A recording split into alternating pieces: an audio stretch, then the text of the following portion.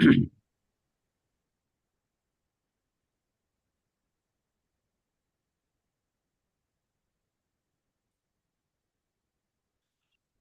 स्क्रीनवरती काय स्क्रीन दिसतोय का?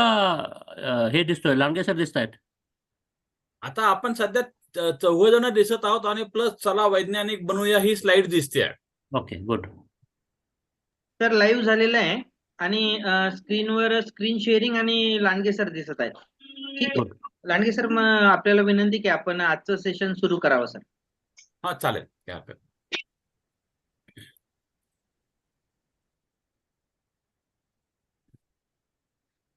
विज्ञान गंगा या आजच्या सेशनचे मान्यवर व प्रमुख वक्ते डॉक्टर राजेंद्र वडनेरे, तसेच ग्रोइंग डॉट्सचे निलेश चाडवेलकर, डॉक्टर प्रवीण जोशी, तसेच विज्ञान गंगा या कार्यक्रमासाठी ऑनलाईन उपस्थित असलेले सर्व विद्यार्थी, पालक, शिक्षक आणि इतर सायन्स प्रेमी.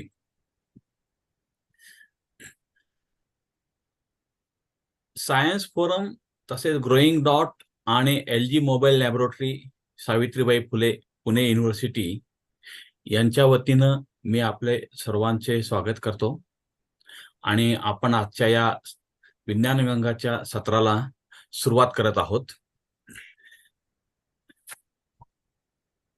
विज्ञानाबद्दल गोडी निर्माण व्हावी, विज्ञानाबद्दलची भीती नाहीशी व्हावी, हा उद्देश डोळ्यासमोर ठेवून कृतीतून विज्ञान अशी थीम घेऊन आपल्याला माहितच आहे की गेले 30 वर्ष हा उपक्रम सायन्स फोरम तर्फे चालू आहे. यावर्षी हा उपक्रम आपण ऑनलाईन घेत आहोत आणि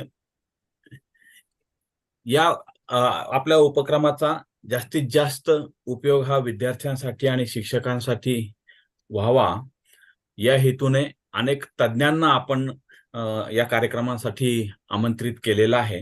यापूर्वी गायकवाड सर तसेच LG पुणे विद्यापीठातले काही शिक्षक आणि जोशी सर यांची सत्र चांगल्यापैकी झालेली आहेत. आज आपल्या बरोबर डॉक्टर राजेंद्र वडनेरे आहे आणि त्यांचा अतिशय थोडक्यात परिचय मी करून देत आहे, कारण त्यांचा परिचय आपण व्हॉट्सअप लिंक वरती टाकलेला आहे, तो सर्वांनी वाचलेला असेलच. फिजिक्स आणि एज्युकेशन फील्ड हे दोन्ही महत्वाचे कार्यक्षेत्र डॉक्टर राजेंद्र वडनेरे यांचे आहेत आणि अत्यंत अभ्यासू व्यक्तिमत्व आहे. या दोन विषयाबरोबरच इतर विषयामध्ये सुद्धा त्यांचं ज्ञान हे प्रचंड आहे आणि ते वाखाणण्यासारखं आहे. अत्यंत अभ्यासू वृत्ती आहे आणि एखाद्या विषयामध्ये खोलवरती जाण्याची त्यांची वृत्ती आहे. त्याच्यामुळे त्यांच्याशी जेव्हा आम्ही सायन्स बद्दल गप्पा मारायला जातो त्यावेळेस आम्हाला त्याच्याबद्दलच्या सायन्स बद्दलच्या बऱ्याचशा काही गोष्टीचं अद्ययावत ज्ञान आम्हाला मिळतं. डॉक्टर राजेंद्र वडनेरे यांनी 1984 साली HPT arts and RYK college Nashik येथून MSc केलेलं आहे. त्याच्यानंतर त्यांनी Indian institute of technology Bombay इथून 1990 साली PhD डिग्री संपादन केली आहे आणि त्याच्यानंतर त्यांची बरीचशी सर्व्हिस काही काळापुरती HPT RYK कॉलेजमध्ये आणि नंतर मुक्त विद्यापीठामध्ये ते रीडर म्हणून जॉईन झाले आणि मुक्त विद्यापीठामध्ये ते डायरेक्टर म्हणून रिटायर झाले. मुक्त विद्यापीठामध्ये रजिस्ट्रार, फायनान्स ऑफिसर अशा अत्यंत महत्वाच्या जबाबदाऱ्या त्यांनी यशस्वीरित्या पेललेल्या आहेत. आजचा त्यांचा विषय आहे चला वैज्ञानिक बनूया, वर्तुळाबद्दलचे महत्व याचा शोध घेऊया. या विषयावरती ते आपल्याला आज मार्गदर्शन करणार आहेत.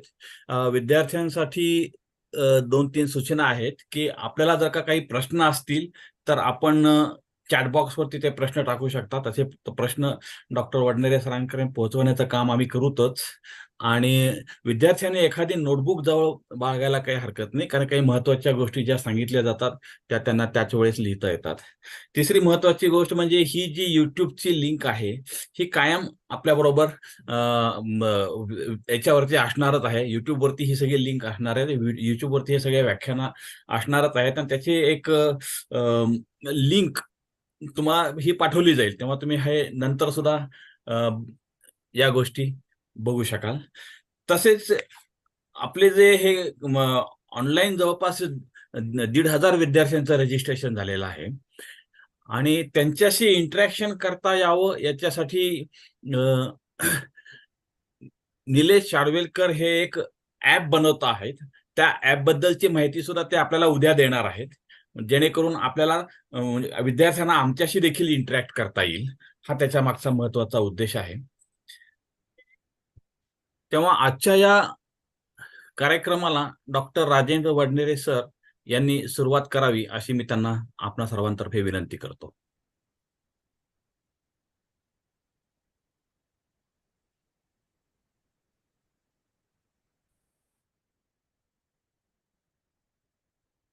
चला वैज्ञानिक बनूया, हे माझा टॉपिक आहे. म्हणजे मी याच्यावरती बोलणार आहे.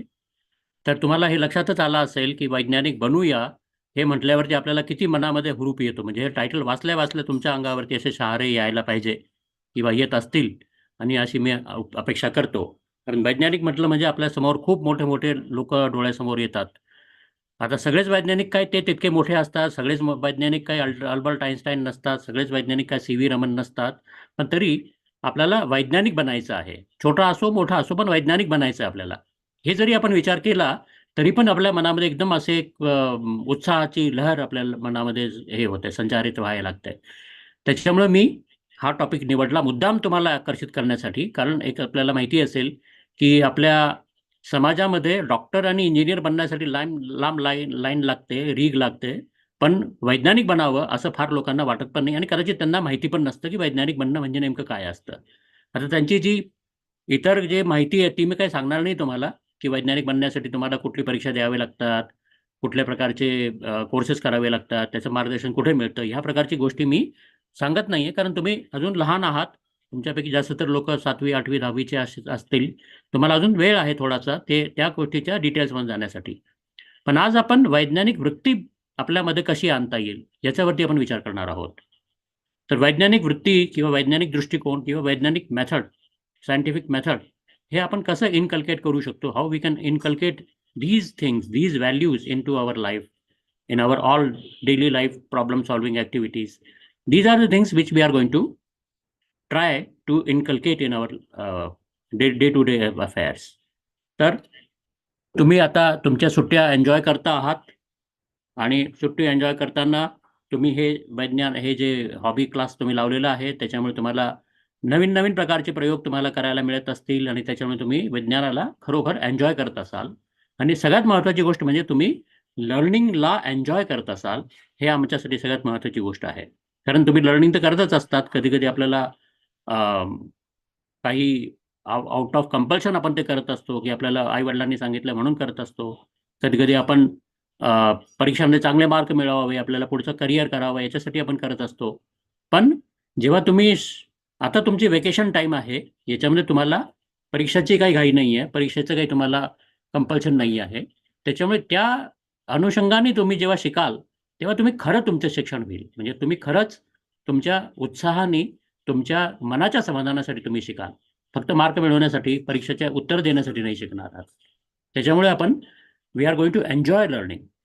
आणि आपण हे करत असताना मी जसं मगाशी सांगितलं, आपल्याला वैज्ञानिक बनायचं आहे.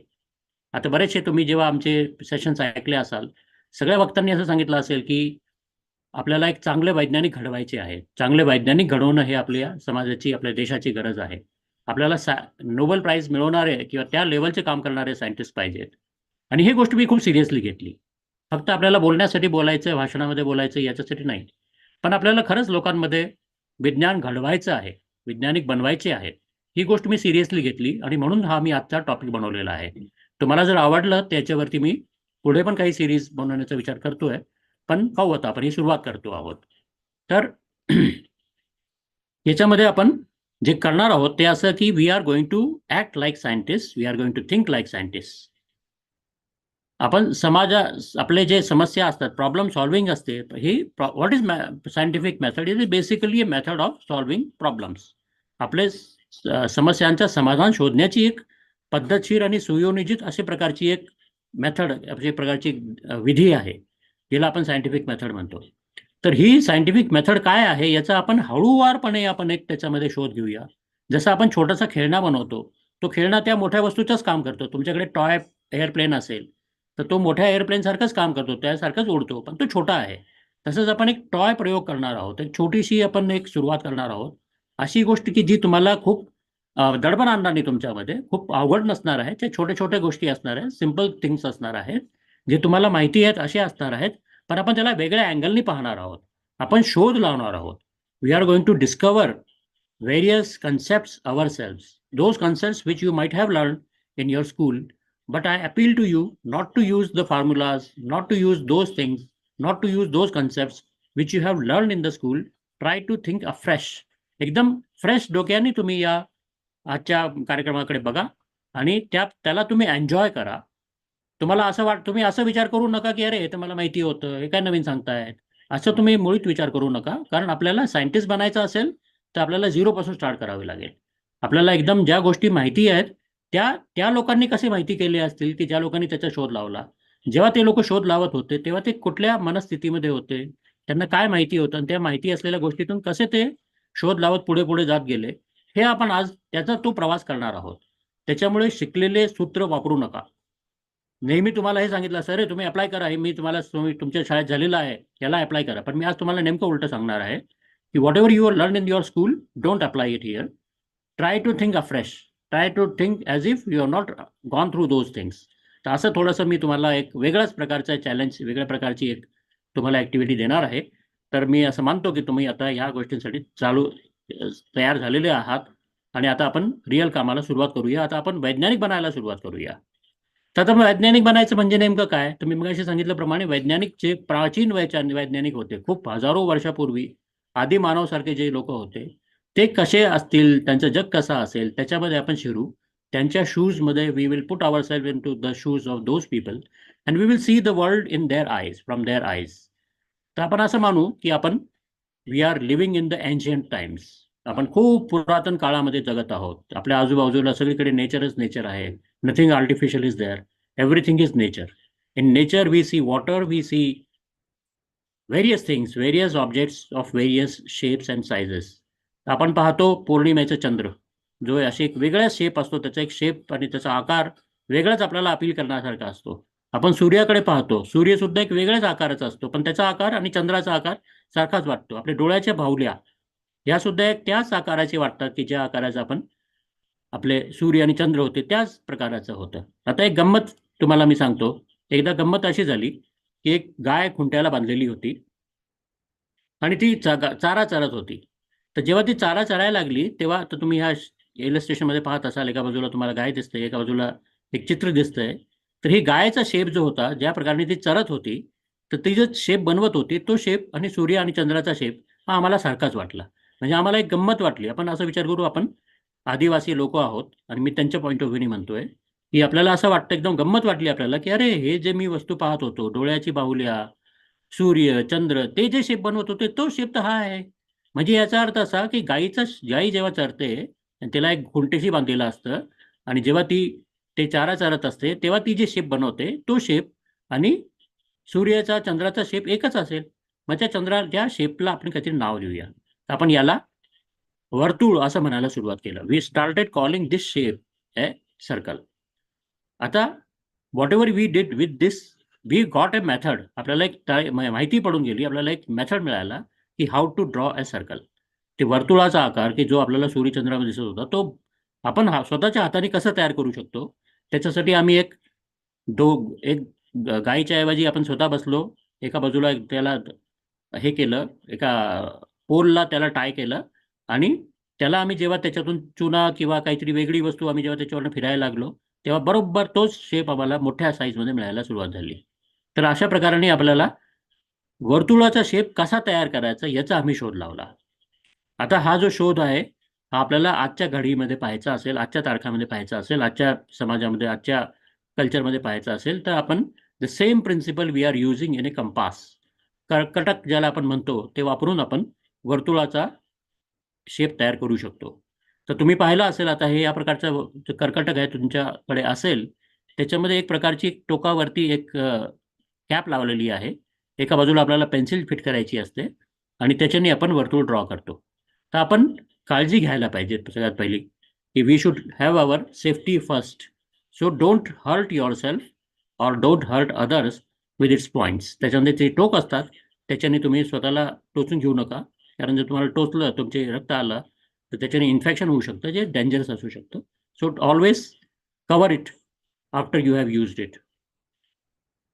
आता आपण जेव्हा कर्कटक वापरून आपण एक चित्र तयार करून पाहू, आपण एक सर्कल ड्रॉ करून बघू. त्याच्यासाठी काय करायचं, तर सगळ्यात पहिले त्याला तुम्ही स्थिर ठेवायचं. कागदावरती त्या कर्कटकाला ठेवायचं आहे आणि त्याच्यावरती ती जी पॉइंटेड ऑब्जेक्ट आहे, जो पॉइंटेड टोक आहे, तो त्याच्यावरती रेस्ट करायचा आहे. त्याला चांगला खुपसून टाकायचा आहे, चांगला त्याच्यावरती जोर देऊन हे करायचं आहे. पेन्सिल त्याला टच होईल हे पाहायचं आहे. आणि मग जर तुम्ही नवीन असाल तर तुम्ही कागदाला फिरवा आणि तुमच्या कर्कटकाला हातामध्येच ठेवा. Your compass should be in your hand and you can rotate the paper so that it is easier to draw the circle like this. So I will show you how I did it. एक आता आपण video पाहतोय. I hope it shows. Yes.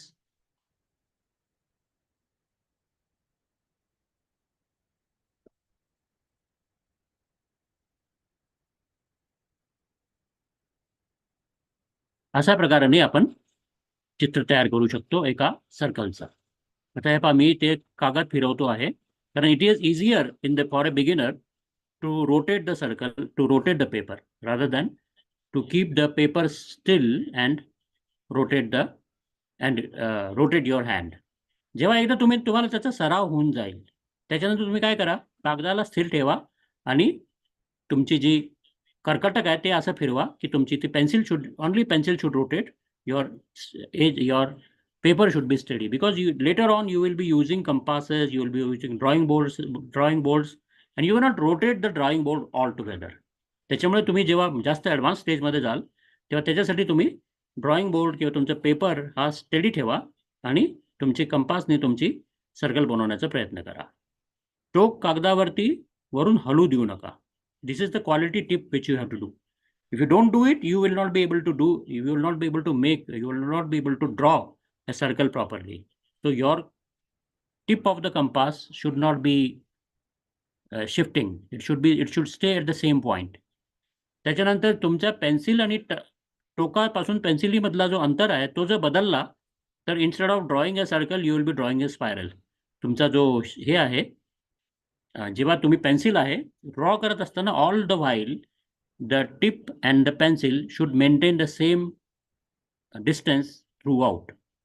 शेवटी जर तुम्ही हे दोन्ही गोष्टींची जर तुम्ही खात्री केली तर जेव्हा तुम्ही तुमची रोटेट करण्याचं काम कंप्लीट कराल, जेव्हा तुम्ही रोटेशन कंप्लीट कराल, फुल रोटेशन कराल, तेव्हा तुम्ही त्याच पॉईंटवरती पोहोचाल ज्या ठिकाणी तुम्ही सुरुवात केली होती. तसं जर झालं तर समजा की तुम्ही प्रॉपर्ली ड्रॉ केलेलं आहे.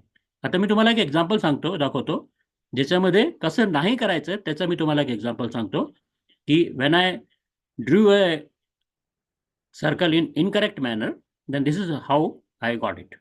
I'll show you another video.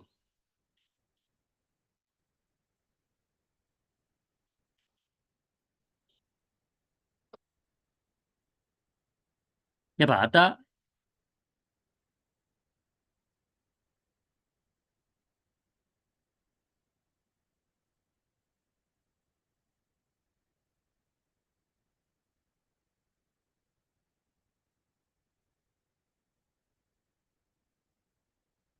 या ठिकाणी तुम्ही पाहिलं की ते जे कंपास आहे ना तो जवळजवळ 1 मिलीमीटर, माझा जो पेन्सिल होती ती 1 मिलीमीटर लांब राहून गेली. याचा अर्थ असा की मी परत त्या ठिकाणी नाही पोहोचू शकलो ज्या ठिकाणी मी सुरुवात केली होती. त्यामुळे असं जर मी करत गेलो तर I will not be able to draw a circle properly. So these two things are there which you have to keep it in mind when you draw a circle. So let us do an activity. मी पण तुमच्याबरोबर activity करतोय. आपण काय करूया, 5 circles, 5 वर्तुळ draw करण्याचा प्रयत्न करू. आपण ते आपल्याला ते पुढे वापरायचे आहेत. तर थोड्या वेळासाठी आपण थांबू. जर तुम्ही हे व्हिडिओ पाहत असाल यूट्यूबच्या रेकॉर्डिंगमध्ये, तर इकडे तुम्ही पॉज करू शकता आणि तुम्ही 5 वेगळे वेगळे साईजचे, छोट्या मोठ्या साईजचे, ॲटलिस्ट 5 डिफरंट साईजेसचे वर्तुळ तयार करा आणि आपण थोडा वेळ थांबूया. मी पण ड्रॉ करतोय, तुम्ही पण ड्रॉ करा.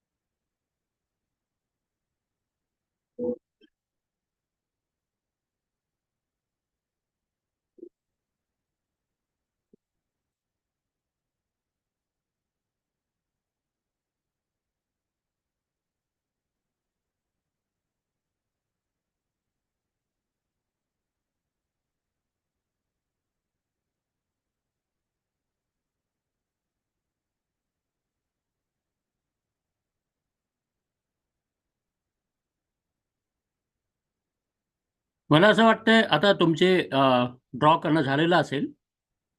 So should we resume? I think जे लोक तुमच्यापैकी जे ॲडव्हान्स लेवलचे आहेत त्यांनी चांगल्या प्रकाराने तुम्ही हे सर्कल ड्रॉ केलेले असतील. आता आपण असं मानू की तुम्ही केलेले असतील. जर नाही केले असेल, ज्यांना जास्त वेळ घ्यायचा असेल त्यांनी वेळ घ्यावा. पण मला असं वाटतं ऑन अन ॲव्हरेज 1 मिनिटामध्ये 5 सर्कल्स जे मीडियम कॅपॅसिटीचे, मीडियम लेवल ऑफ एक्सपिरियन्सचे असतात त्यांना करता येतात. असं मानू आपण की वेगळे वेगळे आकाराचे तुम्ही 5 सर्कल्स ड्रॉ केले. काही छोटे असतील, काही मोठे असतील. आता आपण काही डेफिनेशन, आता हे डेफिनेशन मी काही पुस्तकी डेफिनेशन नाही बोलत आहे. मी तुम्हाला जे तुमच्या भाषामध्ये तुम्हाला समजेल, आपण मानू असं की आपण आदिवासीच आहोत, तर त्या आपल्याला समजेल अशा लेवलची आपण काही डेफिनेशन्स देतो आहोत. तर वर्तुळ, मध्य किंवा केंद्र याला कशाला म्हणतात, की जिकडे तुमचे कंपास तुमच्या कागदाला जिकडे टच होते, जेव्हा तुम्ही वर्तुळ ड्रॉ करण्याचा प्रयत्न करता, तेव्हा कंपासची जी टोक असतो, जो टिप असतो, तो ज्या ठिकाणी कागदाला टच करते त्याला आपण सेंटर म्हणणार आहोत.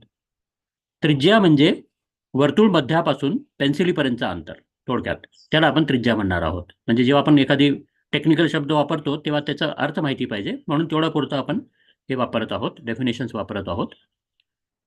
Radius is the distance between centre and the pencil. तसंच व्यास म्हणजे काय?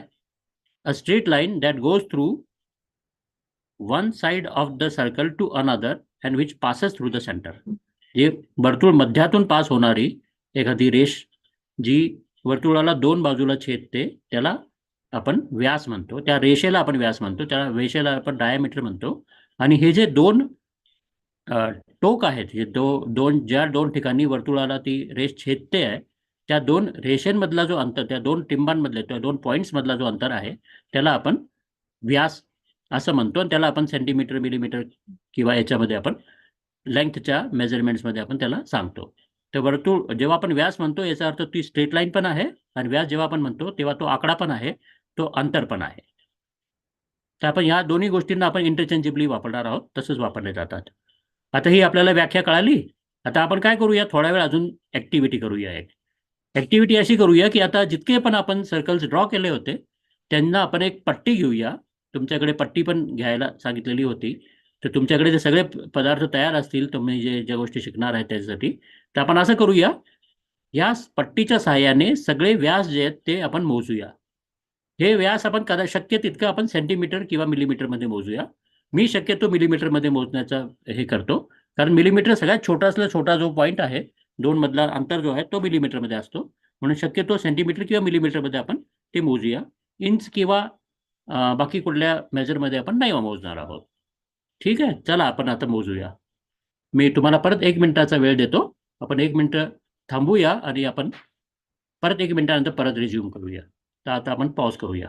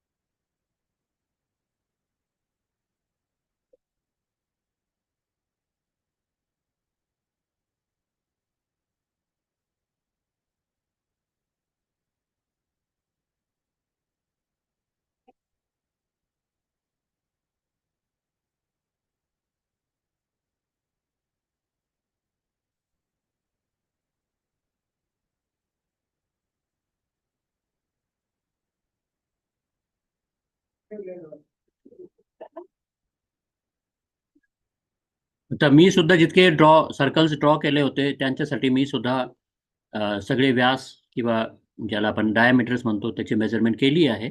माझी मेजरमेंट कंप्लीट झालेली आहे. मला असं वाटतं तुमची पण झाली असेल. तुम्ही जे ॲव्हरेज याचे स्किल सेटची मंडळी असेल त्यांना तेवढ्या वेळामध्ये करता आला असेल असं मानतो. आता आपण अजून एक डेफिनेशन घेऊया.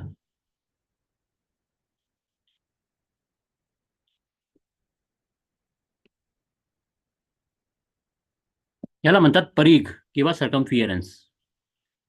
Circumference is the distance traveled around the circle till you return to the same spot.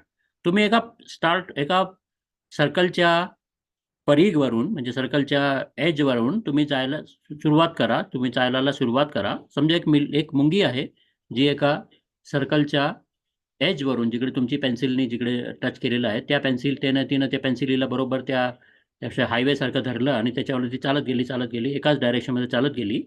स्टार्टपासून एका पॉईंटवरून तिनं स्टार्ट केलं आणि चालत गेली आणि चालत त्याच पॉईंटला ती आली. तिच्या अंगावरून काहीतरी असे हार्मोन्स निघतात. त्याच्याने त्याला कळतं की आपण कुठे चाललो आहे. ते हार्मोन्स सोडत चाललेली आणि जेव्हा ती त्याच ठिकाणी पोहोचते तिला स्वतःचेच हार्मोन्स जाणवतात आणि त्याच्यानंतर ती विचार करते की हां आपण याच ठिकाणी आलेलो आहे. आणि ती विचार करते अरे इकडे आलेलो आहे आपण. एवढ्या वेळामध्ये तिनं जितका अंतर कट केलेला असेल जितका अंतर तिनं चाललेलं असेल त्या अंतराला आपण म्हणतो परीघ किंवा सर्कमफिअरन्स. हे परत एक सामान्य भाषामध्ये सांगितलेली तुम्हाला डेफिनेशन आहे. आता परत एक ऍक्टिव्हिटी करूया.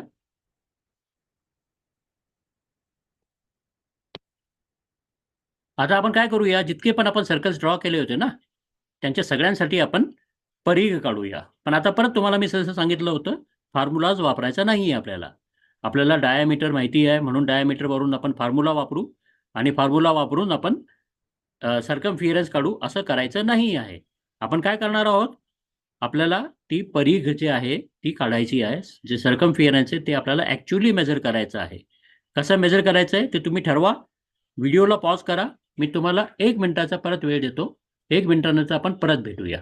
तर तुम्ही व्हिडिओ 1 मिनिटासाठी पॉज करा.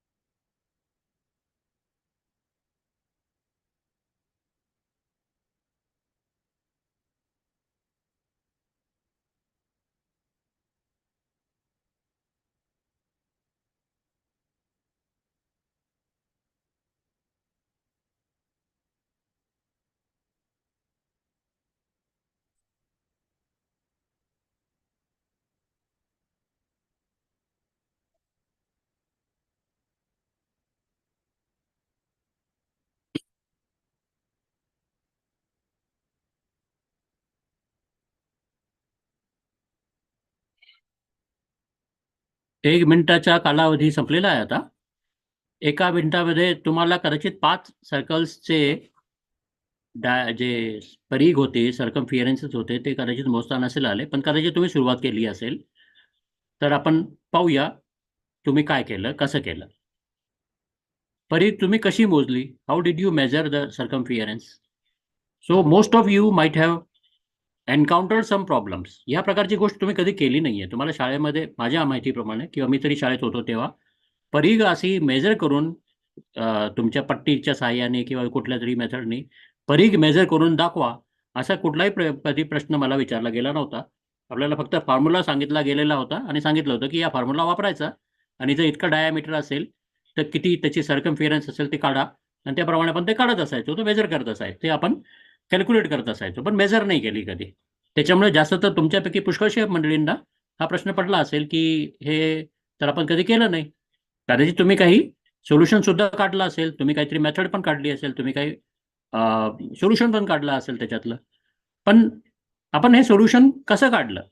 कारण काय होतं जेव्हा आपण स्ट्रेट पट्टी घेतो, आपली सरळ पट्टी घेतो आणि त्याच्याने आपण सरळ मेजर करतो, मेजरमेंट घेतो, सरळ रेषेवरची पॉईंट मेजर करतो, तेव्हा ते सोपं असतं, कारण ती पट्टी पण सरळ असते आणि ती आपली रेष पण सरळ असते. त्या रेषेच्या शेजारी आपण ठेवतो आणि ते त्याचा स्टार्ट पॉईंट एंड पॉईंट पाहतो, त्याच्यामधले जे आकडे लिहिलेले असतात ते पाहतो आणि त्याप्रमाणे आपण अंतर मोजतो. पण इकडे आपली सर्कल जे आहे ते तर कर्व्ड पाथ आहे, ते आपला एक असा फिरलेला सरळ नसलेला असा तो प्रकार आहे. मग कसं मेजर करायचं? आपण एका पॉईंटवरती ठेवलं तर फक्त एकच पॉईंट दिसतो, तिथे एका पॉईंट नंतर ती रेष वेगळी होऊन जाते, आपली वाट सोडून टाकते. मग कसं मेजर करायचं हा प्रश्न पडतो ना आपल्याला. तर आपण एक क्रिएटिव्ह मेथड वापरूया. Let us B creative. Since circle is, आपण असा विचार करूया की since the circle is curved, we cannot measure the distance using the scale because our scale is straight. One thing is curved, other is straight, so we cannot use it, but one of them should change its character. समजा आपण सर्कलला समजा आपण सरळ करता आलं असतं किंवा आपल्याला स्केलला जर वाकडं करता आलं असतं, स्केलला आपल्याला वाकवता आलं असतं तर आपल्याला हा प्रॉब्लेम सोडवता आला असता. So we should use a flexible scale. आपण आपल्याला आपली जी पट्टी आहे ती समजा जर लवचिक केली असती तर आपल्याला सोल्युशन काढता आलं असतं. त्याच्यामुळे ह्या दोन गोष्टी मिक्स करत नव्हत्या. मग आपल्याला कुठल्याला तरी एकाला तर सरळ करावं लागेल, का तर सर्कलला स्ट्रेट करावं लागेल किंवा पट्टीला वाकडं करावं लागेल. तर आपण असं करूया, आपले सर्कल तर सर्कलच आहे, त्याला तर काय आपण स्ट्रेट लाईनमध्ये नाही बनवू शकत, कारण ती मग वेगळीच वस्तू होऊन जाते. Circle is circle, circle cannot be changed. So what we will do is we will change our method of measuring the distances. We will measure using a scale which is flexible. तर आपण एक लवचिक अशी पट्टी आपण बनवूया. पण आपली पट्टी तर स्ट्रेट आहे, लोखंडाची, माझी स्टीलची आहे किंवा प्लास्टिकची आहे. मग त्याला काय करावं? आपण असं करूया, एक दोरा वापरूया. कारण दोरा कसा लवचिक असतो, कापड लवचिक असतो, दोरा लवचिक असतो, अजून काही काही गोष्टी लवचिक असतात. तर ज्या गोष्टी फ्लेक्झिबल आहेत अशा गोष्टी घेऊया. Suppose I use A thread which is used in cloth for measuring the distance, I will be able to solve it. त्याच्यामुळे आपण मेजर करण्यासाठी आपण दोराचा वापर करूया का, असा आपण स्वतःला प्रश्न विचारूया. आणि अशा प्रकाराने आपल्याला उत्तर सापडलं. आपण काय करूया, वर्तुळावर एक दोर घेऊ आणि त्या दोऱ्याला थ्रेड घेऊ आणि थ्रेडला त्या सर्कलच्या जिकडे पेन्सिलीचा हे आहे, खूण आहे, त्या पेन्सिलीच्या खुणीवर आपण ठेवत जाऊ आणि हळूहळू त्याच्यावरती जसं की ती मुंगी चालत होती त्याच प्रकाराने आपण त्या पेन्सिलीच्या याच्यावरती दोरा ठेवत ठेवत पुढे पुढे जात जाऊ आणि जिकडे तो दोरा संपेल, ज्या ठिकाणी त्याच ठिकाणी येईल, त्याच ठिकाणी आलो, त्यालाच आपण परिघ म्हणतो किंवा सर्कमफिरन्स म्हणतो. जिकडे आपण स्टार्ट केलो त्याच ठिकाणी जेव्हा आपण पोहोचू तेव्हा आपण त्याला एक मार्क करून घेऊ. त्याच्यावरती आपण एक रेष ओढू, त्याच्यावरती त्या पट्टीवर, त्या दोऱ्यावरती एक पेन्सिलीने किंवा आपल्या पेननी एक मार्क करू आणि ते मार्क जे आहे तिथून त्याचं स्टार्ट पॉईंट पर्यंत अंतर मेजर करू. ते आपल्याला सर्कमफिरन्स दाखवेल. पाहू बरं, मी कसं केलं तुम्हाला दाखवू का? मी असं केलं, मी तुम्हाला व्हिडिओ दाखवतोय याचा.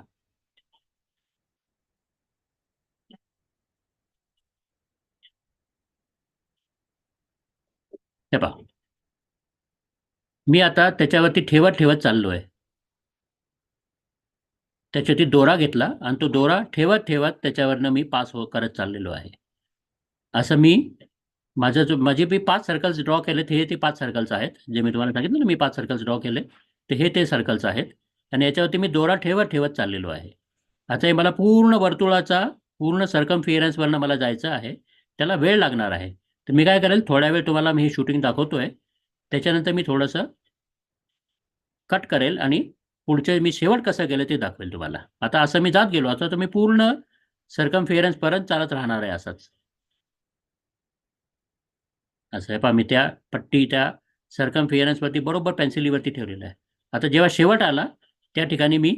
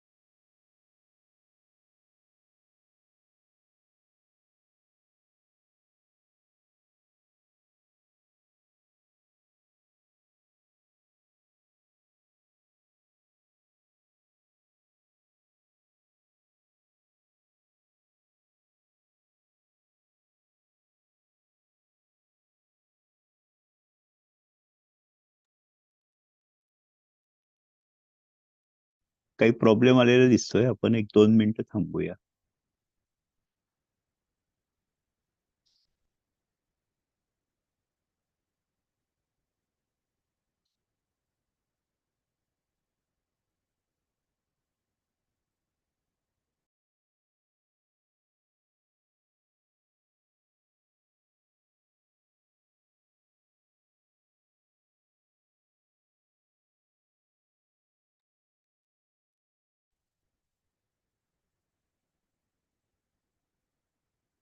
डॉक्टर वडनेरे सरांकडे इंटरनेटचा प्रॉब्लेम आलेला आहे. त्यांच्याकडची ती लिंक गेलेली आहे. त्यामुळे ते आता दुसऱ्या इंटरनेट लिंक वरून ते परत सुरू करतात आहे. थोडासा वेळ लागेल.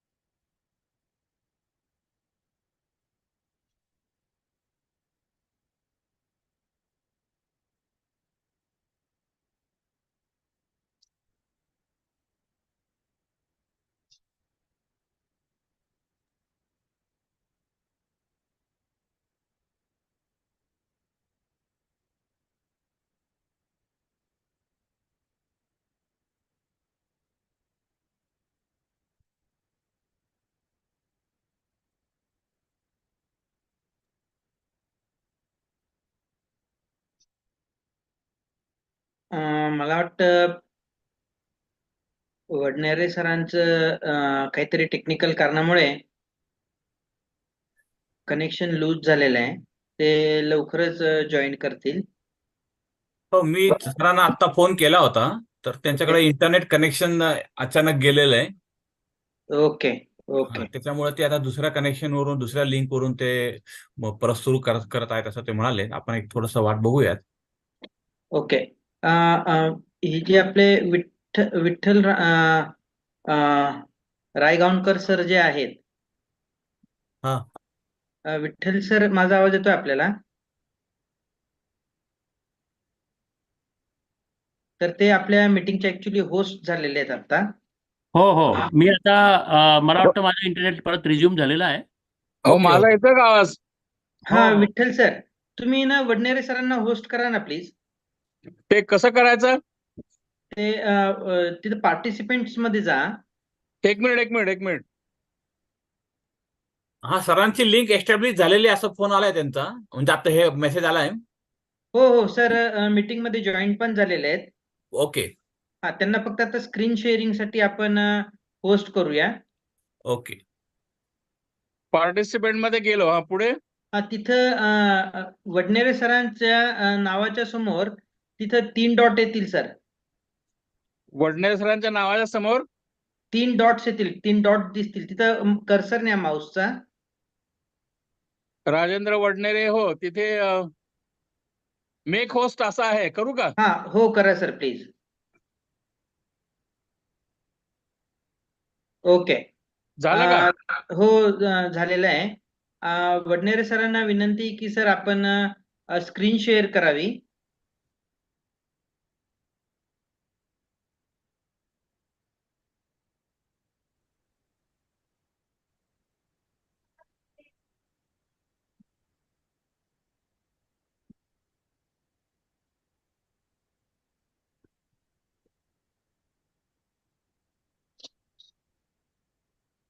हो, केली. ओके. हा, झालंय, सुरुवात झालेली. ओके सर, धन्यवाद.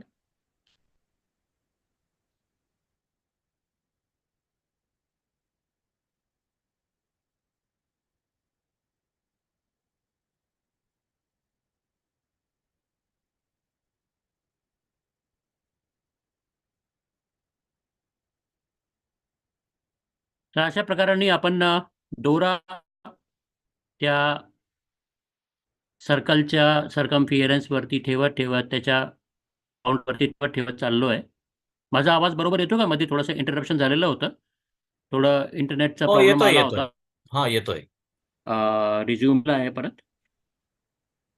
असं आपण त्या सर्कलच्या परिघवरती ठेवत ठेवत आपण असं जात गेलो.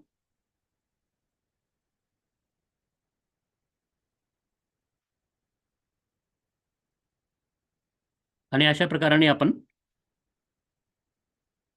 असं शेवटपर्यंत असं जात गेलो असं. आणि जेव्हा आपण असं त्याच्यावरती ठेवत गेलो, त्याच्यानंतर शेवटी जेव्हा आहे परत आपण त्याच्या जेव्हा एंड पॉईंट आला त्याच्या जवळ आता तुम्ही पहा, हे असं आपलं त्याला आपण छोट्या-छोट्या इंटरव्हल्सवरनी आपण त्याच्यावरनं ठेवत-ठेवत चाललोय. आणि थोड्या वेळाने आपल्याला जो एंड पॉईंट जिकडून आपण स्टार्ट केला होता तो पॉईंट आला. म्हणजे तो आपल्यासाठी आता एंड पॉईंट झालेला आहे. त्या एंड पॉईंटवरती जाऊन आपण इकडे थांबूया. तिकडे पण थांबलो, कारण आपल्याला तेवढाच अंतर आपल्याला सर्कम्फिरन्सचा काढायचा असतो. तिकडे काढल्यानंतर आपण त्याला एक पेन घेतला आणि त्या पेननी तिकडे मार्क करून घेतला. तो मार्क इतका चांगला असला पाहिजे, की तुम्हाला नंतर दिसावा. आणि या मार्कपासून ते जो आपला स्टार्टिंग पॉईंट होता, आपला थ्रेड जिकडून सुरुवात झाली होती, त्या थ्रेडचा स्टार्टिंग पॉईंट आणि हा एंड पॉईंट इथपर्यंतचं अंतर आपण पट्टीच्या सहाय्याने मोजला. तर हे पहा, मी पट्टी घेतली, त्याची सुरुवात घेतली आणि त्याच्यावरती ठेवलं असं. आणि अशा प्रकाराने मी हळूवारपणे त्याच्यावरती ठेवत व्यवस्थितपणे त्याला स्ट्रेट केला, त्या दोऱ्याला स्ट्रेट केलं आणि त्याच्यावरनं आपण तो अंतर घेतला. आता मी पाहतोय तशी माझी पट्टीचा एंड पॉईंट कुठे, तिकडे मार्क आहे तो कुठे आहे पहा, मार्क दिसला मला. त्या मार्कपर्यंतचं मी अंतर शोधून काढणार आहे. अशा प्रकारे मी मार्कपर्यंतचं अंतर घेतलं. आणि अशा प्रकारे तुम्ही तुमच्या याचा वापर करू शकता. आपण आपली कल्पकता वापरली आणि कल्पकता वापरून आपण या प्रकारे आपण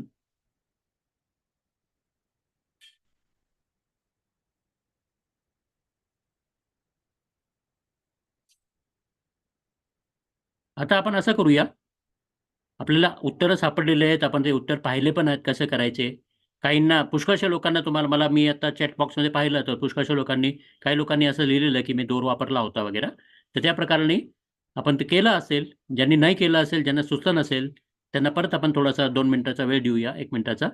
कारण 5 वर्तुळाचेच आपल्याला अंतर मोजायचे आहे. तर 1-1.5 मिनिटाच्या अंतरामध्ये आपण ते मोजूया. तर ही आपली कृती आहे. तुम्ही काढलेले सर्व वर्तुळांचे परिघ मोजा, दोर वापरा. आणि व्हिडिओला पॉज करा आणि मग परत आपण 1 मिनिटानंतर परत आपण भेटूया.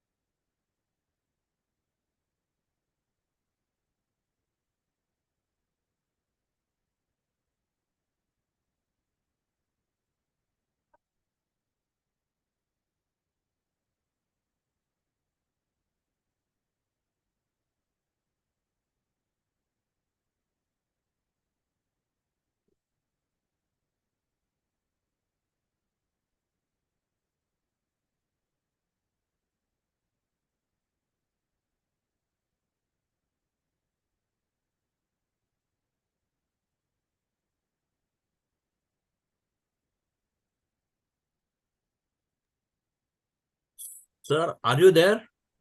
Yeah. Okay. Your interconnection is unstable म्हणतोय, पण anyway. Okay. Yes. Okay. Yes. So I think we should now resume our discussion. I think we have many of you might have had the chance to measure the circumference for all the circles, 5 circles which you have drawn. Those who did not know how to do it, probably now they have got the hint. So with this hint, they should have already drawn or rather found the circumference measurements of all the circles which they had drawn. Now let us see, once we have found the solution, we don't stop there. What we will do is we will find how we can improve our method. So you brainstorm. I'm not going to tell everything. मी सगळी गोष्टी तुम्हाला सांगणार नाही. तुम्ही स्वतः विचार करा, आपण अजून कसं इम्प्रूव्ह करू शकतो. What are the various things, various ways by which we can improve our technique? One thing is that use a different kind of thing. For example, instead of cotton thread, suppose we use some other material. Because with the thread, we always have the doubt that the thread may be एक्सटेन्सिबल. ते कदाचित extend होत असेल, expand होत असेल, ते वाढत असेल. जेव्हा आपण त्याला ओढतो तेव्हा कदाचित जास्त ओढलं जात असेल. जेव्हा आपण त्या परिघवरती त्याला आपण ठेवतो तेव्हा may be it's size is little bit smaller compared to the one where we are measuring it on the scale. So we should remove this doubt. We should do it in a number of other methods. So instead of using thread, let me use a strip of paper, just as I've shown you here in a photograph.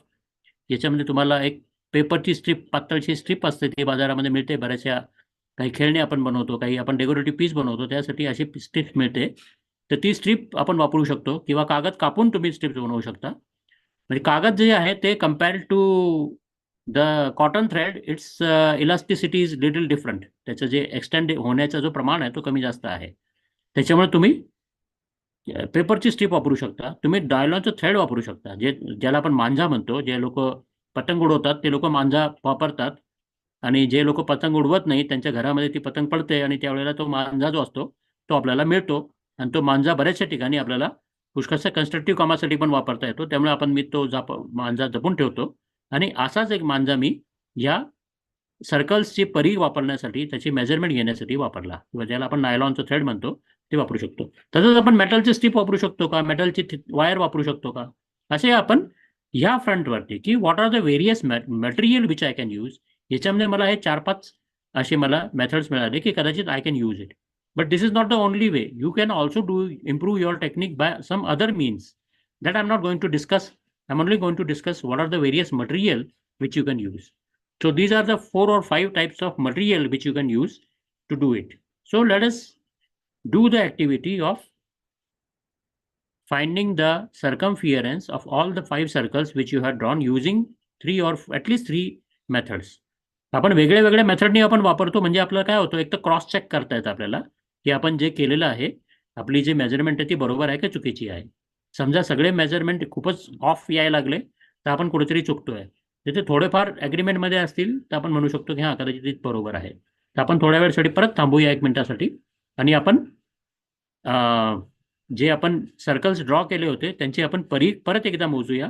हे 4 किंवा 3 किंवा 4 मेथड्सनी वापरूया. आता हे एवढा वेळ तर आपल्याला शक्य नाही की सगळे करता येईल तुम्हाला, कारण 5 गुणिले 4, 5 वर्तुळ आणि 3 किंवा 4 प्रकारचे मेथड्स. त्याच्यामुळे आपण थोडा वेळ 1 मिनिटासाठी परत मी थांबतो आणि आपण रिझ्यूम करू. 1 मिनिटाची आपण वेळ देतोय तुम्हाला. तुम्ही ते वर्तुळ हे करा, म्हणजे तुम्हाला सुद्धा ते काम करण्याचा आनंद मिळेल, ते शिकण्याचा आनंद मिळेल.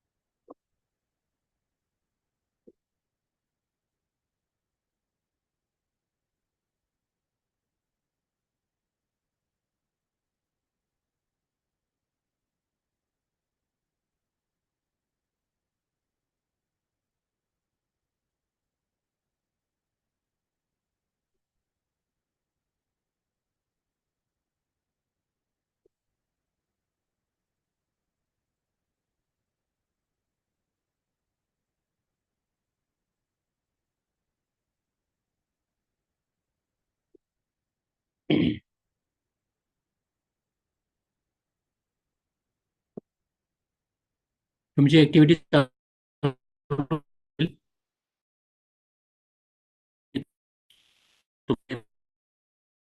भेटायत शकतो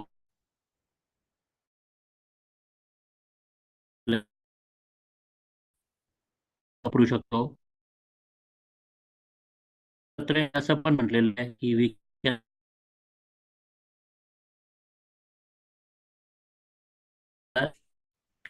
आहे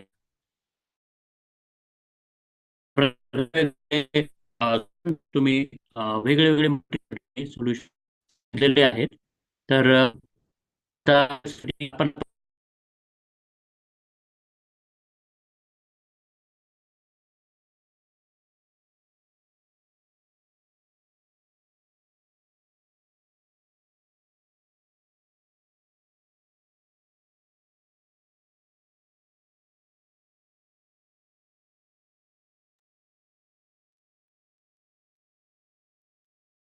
मला वाटतं लिंक परत गेलेली आहे.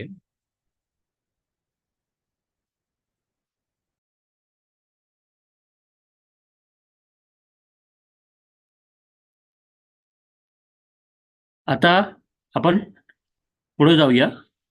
आता आपण असा विचार करूया की व्यास आणि परिघ यांच्यामध्ये काय समीकरण असू शकतो, काय त्यांच्यामध्ये रिलेशन असू शकतो. सर एक मिनिट सर. हा. विठ्ठल सर, कृपया वडनेरे सरांना पुन्हा एकदा तुम्ही होस्ट करा सर. हो हो बघतो हा, एक मिनिट.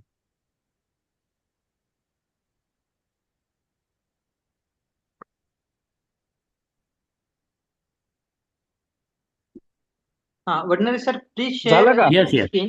येस येस, हो झालेलं दिसतंय. एक मिनिट. झूम.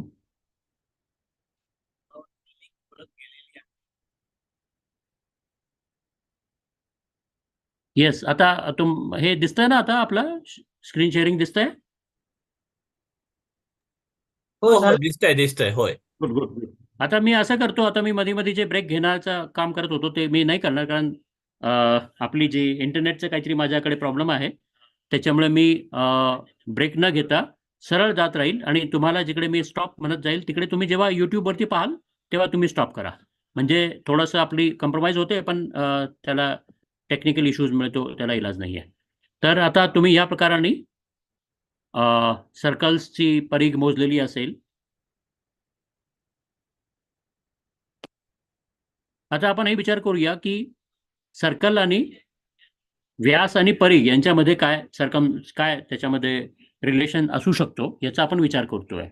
तर तुम्ही एक पाहिलं असेल, आपण एक कॉमन सेन्सने म्हणा किंवा एक आम्ही आदिवासी जसे ज्या प्रकारचं आपण एनालॉजी घेतोय त्याप्रमाणे जो सुरुवातीचा मनुष्य असेल त्याला असं वाटलं असेल की आपण जितके मोठे आपण सर्कल ड्रॉ करतो तितका मोठा त्याचा डायमीटर असतो. त्याची डायमीटरची जी आपण आकडेवारी असते ती जास्त मोठी असते.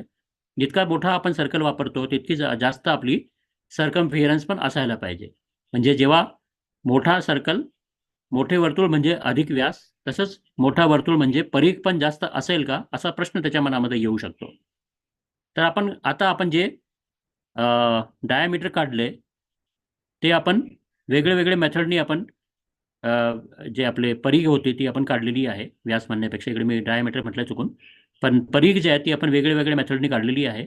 तर आता आपण हे वेगळे जे काढलेले हे होत्या परिघ होत्या यांचा आपण सरासरी काढू शकतो. सरासरी काढायची कशी, तर आपण जितकी संख्यांची आपण सरासरी काढत असतो त्यांची आपण बेरीज करतो आणि त्या बेरीजेला जितकी संख्या आहे त्या संख्येने आपण विभागतो. म्हणजे दोन गोष्टींची समजा आपल्याला बेरीज करायची आहे, दोन वस्तूंची आपल्याला सरासरी काढायची असेल तर त्यांची आपण बेरीज करतो आणि त्याला 2ने विभागतो.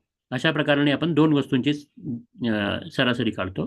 3ची करायची असेल तर 3 संख्यांची बेरीज करायची, त्यांना 3ने विभागायचं. अशा प्रकारची आपण बेरीज करूया. त्याला आपण एक तक्त्यामध्ये मांडूया. तर हे तुम्हाला मी ऍक्टिव्हिटी म्हणून सांगतोय की ह्या प्रकारचा तुम्ही तक्ता बनवा की ज्याच्यामध्ये एका ठिकाणी अनुक्रमांक टाका, दुसऱ्या ठिकाणी व्यास लिहा, तिसऱ्या ठिकाणी तुम्ही परिघ जी दोराने काढलेली तिची काय नंबर आला तेच लिहा. त्याच्यानंतर कागदाने समजा जर तुम्ही केली असेल तर कागदाने केल्यानंतर तुम्हाला किती मिलीमीटर किंवा किती सेंटीमीटरचे तुम्हाला आली ते शोधा. धातू जर तुम्ही वापरली असेल किंवा अजून तिसरा कुठला तरी प्रकार वापरला असेल, त्या प्रकाराने केलं, त्याची किती आली ती संख्या काढा, त्याची सरासरी घ्या आणि परिघ आणि व्यास याचा तुम्ही रेशो काढा, त्याचा तुम्ही अनुपात काढा आणि अशा प्रकारे तुम्ही ॲक्टिव्हिटी करू शकता. याच्यासाठी तुम्ही व्हिडिओला पॉज करा. मी आता परत थोडे टेक्निकल इश्यूज आहेत, पॉज करत नाही आहे, पण जेव्हा तुम्ही व्हिडिओ यूट्यूबवर जे पाहत असाल तिकडे तुम्ही पॉज करू शकता, स्वतः ती ॲक्टिव्हिटी करा आणि मग आपण पुढे जाऊया. तर मी आता पुढे जातोय.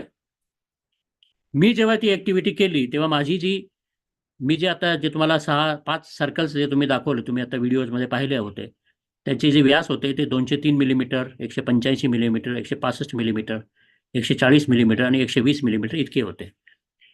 हे आपले व्यास आहेत आणि मी 3 प्रकाराने मी ते एकदा दोरा वापरला होता, एकदा मी कागद वापरला होता, एकदा मी नायलॉनचं म्हणजे मांजा ज्याला आपण म्हणतो ते वापरलं होतं आणि या तिघांची मी ॲडिशन केली आणि त्याला 3नी विभागलं आणि जी वस्तू आली त्याला म्हणतो आपण सरासरी. ती सरासरी माझी अशी आली. तसं मी प्रत्येकासाठी या 3 गोष्टींसाठी मी म्हणजे 3 प्रकाराने मी सर्कम्फिरन्सेस काढले आणि त्यांची मी जी सरासरी काढली ती अशा प्रकाराने घेतली आणि मग त्याचा मी व्यास आणि सर्कम्फिरन्स यांच्यामधला मी रेशो काढला आणि तो रेशो माझा असा आला. तुमच्या कदाचित वेगळा येईल, तुम्ही वेगळं केलं असेल तर तुमच्या काही वेगळं येईल. तर माझा जो रेशो आला तो असा होता 3.15, 3.04, 3.10, 3.13 अशा प्रकारे माझे वेगळे वेगळे रेशोज आले. आता हे तुम्ही नोटीस करू शकता की इतका माझा व्हेरिएशन आहे, 120 मिलीमीटरपासून ते 203 मिलीमीटर एवढा माझा व्हेरिएशन आहे, पण माझा जो परिघचा आणि व्यासाचा जो रेशो आहे तो जवळजवळ 3.1च्या आजूबाजू आहे. म्हणजे ह्या ठिकाणी जरा कमी वाटतोय, ती मेजरमेंटची एरर पण असू शकते, पण असा माझा 3.1, 3.15 अशा प्रकारचा माझा रेशो आलेला आहे. तर आता ही तुम्ही कराल. त्याच्यातून आपण एक महत्त्वाची गोष्ट शिकलो ती अशी म्हणजे आपण परिघ आणि व्यास याच्यामध्ये काय रिलेशनशिप आहे ती रिलेशनशिप आपण डेव्हलप केली. ही एक खूप महत्त्वाची इक्वेशन आहे की जी आपण डेव्हलप केली. कदाचित त्या आधी माणसाच्या हिशोबाने तुम्ही विचार केला तर ही खूप महत्त्वाची अशा प्रकारची एक डिस्कव्हरी होती. तर ही डिस्कव्हरी आज आपण केली आहे. आता समजा ज्या ठिकाणी तुमची सर्कल तुम्ही ड्रॉ केले असतील त्या ठिकाणी तर सोपी गोष्ट होती. तुम्हाला माहिती होतं की सर्कलचा व्यास कसा काढायचा, कारण का की तुम्हाला त्याची सेंटर माहिती होतं. तर सेंटरवरून तुम्ही एक रेष पास केली आणि त्या रेषवरनं त्या रेषची तुम्ही लांबी मेजर केली, त्याला आपण हे म्हणतो डायमीटर म्हणतो. पण जर समजा ते सर्कल समजा तुम्ही ड्रॉ केलेलं नाही, कोणी अजून ड्रॉ केलेलं आणि त्याचा जो सेंटर आहे तो कुठे आहे ते तुम्हाला माहिती नाही. मग तुम्ही कसं कॉर्ड माहिती करणार, तुम्ही कॉर्ड कसं काढणार, त्याच्यासाठी मेथड इकडे मी थोडक्यात देतोय. ती अशी की तुम्ही काय करा, एक पॉईंट घ्या, ह्या पॉईंटवरून तुम्ही असे हा पॉईंट सर्कलवरती आहे म्हणजे सर्कमच्या याच्यावरती आहे, परिघवरती आहे, या बाउंड्रीवरती असलेला हा एक पॉईंट आणि दुसरा या सर्कलवरती दुसरा कुठेतरी पॉईंट घ्या. समजा हा पॉईंट घेतला आपण, यांच्यामध्ये आपण एक स्ट्रेट लाईन ओढली. तसंच आपण या पॉईंटवरून खूप साऱ्या स्ट्रेट लाईन्स काढू शकतो की ज्या त्या सेंटरच्या त्या सर्कलच्या बाउंड्रीवरती कुठेतरी टर्मिनेट होतात. असे आपण इतके सारे आपण हे केले. आता याच्यामध्ये पहा, याची 178 मिलीमीटर याची लांबी होती, याची 198 मिलीमीटर लांबी होती, याची 215 मिलीमीटर लांबी होती, याची 200 मिलीमीटर लांबी होती, याची 165 मिलीमीटर लांबी होती. आता यांची सगळ्यांची लांबी कमी जास्त आहे, पण सगळ्यात जास्त लांबी कोणाची आहे तर ही याची आहे. तर असा एकच रेष असेल, अशी एकच रेष असेल की जिची लांबी सर्वात जास्त असेल आणि अशी एकच रेष असेल की जी सेंटरमधून पास होते. त्याच्यामुळे या दोघांमध्ये काहीतरी संबंध असला पाहिजे. जी रेष सगळ्यात मोठी आहे ती आपल्याला दिसतं असं की ती जवळजवळ सेंटरमधून पास होते. त्याच्यामुळे आपण असं म्हणू शकतो का की एखादी जी रेष, याला अशा रेष जे असतात ना की जे दोन सर्कलमधल्या 2 पॉईंट्सला टच करतात किंवा त्यांना मिळवतात, असे लाईन सेगमेंट्सला आपण कॉर्ड असं म्हणतो किंवा जीवा मराठीमध्ये जीवा म्हणतात. तर ती जीवा की जी सगळ्यात मोठी लांबीची आहे कुठल्याही सर्कलसाठी, त्या जीवेला आपण डायमीटर असं म्हणू शकतो का नाही हे आपण पाहूया. त्याच्यासाठी आपण हे पाहण्यासाठी आपण काय केलं, परत एकदा प्रयोग केला. आता मी पहिले ए पॉईंटवरनं केला होता, ही सगळी मेजरमेंट केली होती. आता मी दुसरा एक पॉईंट घेतला बी, त्याच्यावरनं ही मेजरमेंट केली आणि परत मला हे जाणवलं की जी सेंटरमधून पास होणारी जी रेष आहे ती अशी आहे की जिची लांबी सगळ्यात जास्त आहे. याची पण 215 मिलीमीटर होती आणि याची पण 215 मिलीमीटर. म्हणजे मी ही डिस्कवर केलं की सगळ्यात मोठी कॉर्ड जी असते ती डायमीटर असते आणि सगळ्यात मोठी कॉर्ड जी असते ती सेंटरमधून पास होते. म्हणजे डायमीटर जी आहे त्याची आपल्याला परिभाषा सापडली. डायमीटर कशी काढायची अशा सर्कलसाठी की जो सर्कल तुम्ही ड्रॉ नाही केलेला आहे. समजा तुम्ही एक बरणी घेतली आणि त्या बरणीचं समजा तुम्हाला डायामीटर काढायचं आहे, तर तुम्ही कसं काढणार? मी मगाशी जो मेथड सांगितला होता की ज्याच्यामध्ये तुम्ही सेंटरमधून पास होणारी रेष काढायची होती, तर तो इकडे ॲप्लिकेबल नाही होऊ शकत. मग त्याच्यासाठी तुम्ही ही मेथड वापरू शकता. तर हे एक वेगळा मेथड मिळाला. आता मी याचा वापर करून मी पुष्कळसे वेगळे वेगळे गोष्टी करू शकतो. आता आपल्याला वेळ थोडा झालेला आहे, थोडासा जास्त. अदरवाईज याच्यातून एक अजून दुसरी गोष्ट आपल्याला जी दिसते ती अशी की समजा ही जी रेष आहे ही एक डायामीटर आहे आणि ही दुसरी डायामीटर आहे, बरोबर आहे, जी सेंटरमधून पास होते. किंवा मी समजा ह्या पॉईंटवरनं खूप सारे रेषा ड्रॉ केल्या आणि सगळ्यात मोठी रेष कुठली होती, सगळ्यात मोठी जीवा कुठली होती ती काढली आणि तीही आली. या पॉईंटवरनं काढलं आणि सगळ्यात मोठी जी जीवा निघाली तीही निघाली. समजा ह्या दोन्ही मॅच नसतात झाल्या तर काय झालं असतं?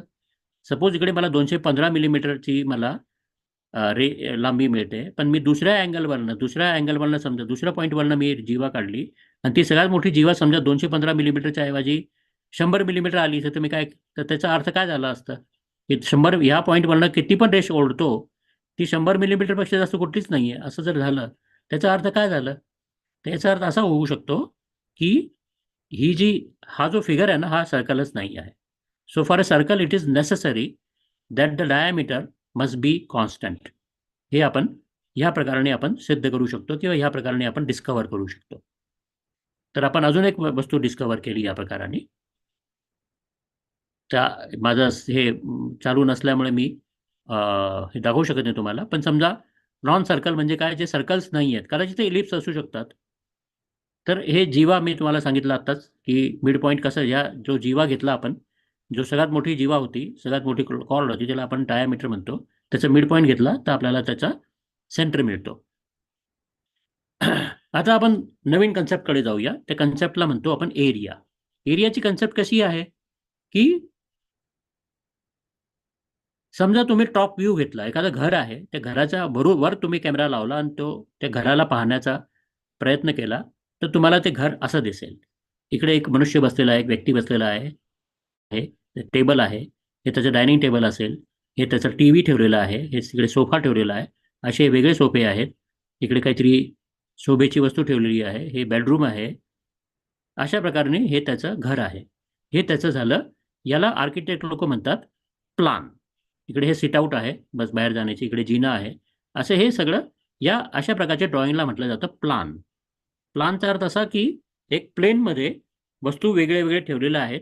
आता कुठली वस्तू किती जागा घेते प्लेनमध्ये, जेव्हा एखाद्या फ्लोअरवरती जेव्हा आपण वस्तू ठेवतो ती फ्लोअरमध्ये एखादी जागा ऑक्युपाय करते, तर जितकी जागा ती ऑक्युपाय करते त्याला आपण म्हणतो त्या वस्तूचा एरिया. जसं ही वस्तू जी आहे, टेबल असेल समजा, हे टेबल इतकं लांब आणि इतकं रुंद आहे, असं इतकी याला लांबी म्हणतो, जे लॉंगॉर्ड हे आहे, आणि रुंदी आहे, ते जितकी जागा तो घेरतो त्या जागेला आपण म्हणतो एरिया. तर हे त्याचं मेजर झालं. आता हे मेजर कसं करायचं आपण, तर आपण काय करूया, 1 मीटर बाय 1 मीटर किंवा 1 सेंटीमीटर बाय 1 सेंटीमीटर किंवा 1 मिलीमीटर बाय 1 मिलीमीटरचे असे पुष्कळसे आपण स्क्वायर तयार करायचे, त्यांचे असे आपण वर्ग तयार करायचे आणि त्या वस्तूला त्या छोटे छोटे स्क्वायर्सनी पूर्णपणे झाकण्याचा प्रयत्न करायचा. समजा आपण त्याला झाकलं तर किती स्क्वायर्स आपल्याला लागले त्याला आपण म्हणतो त्या गोष्टीचा क्षेत्रफळ.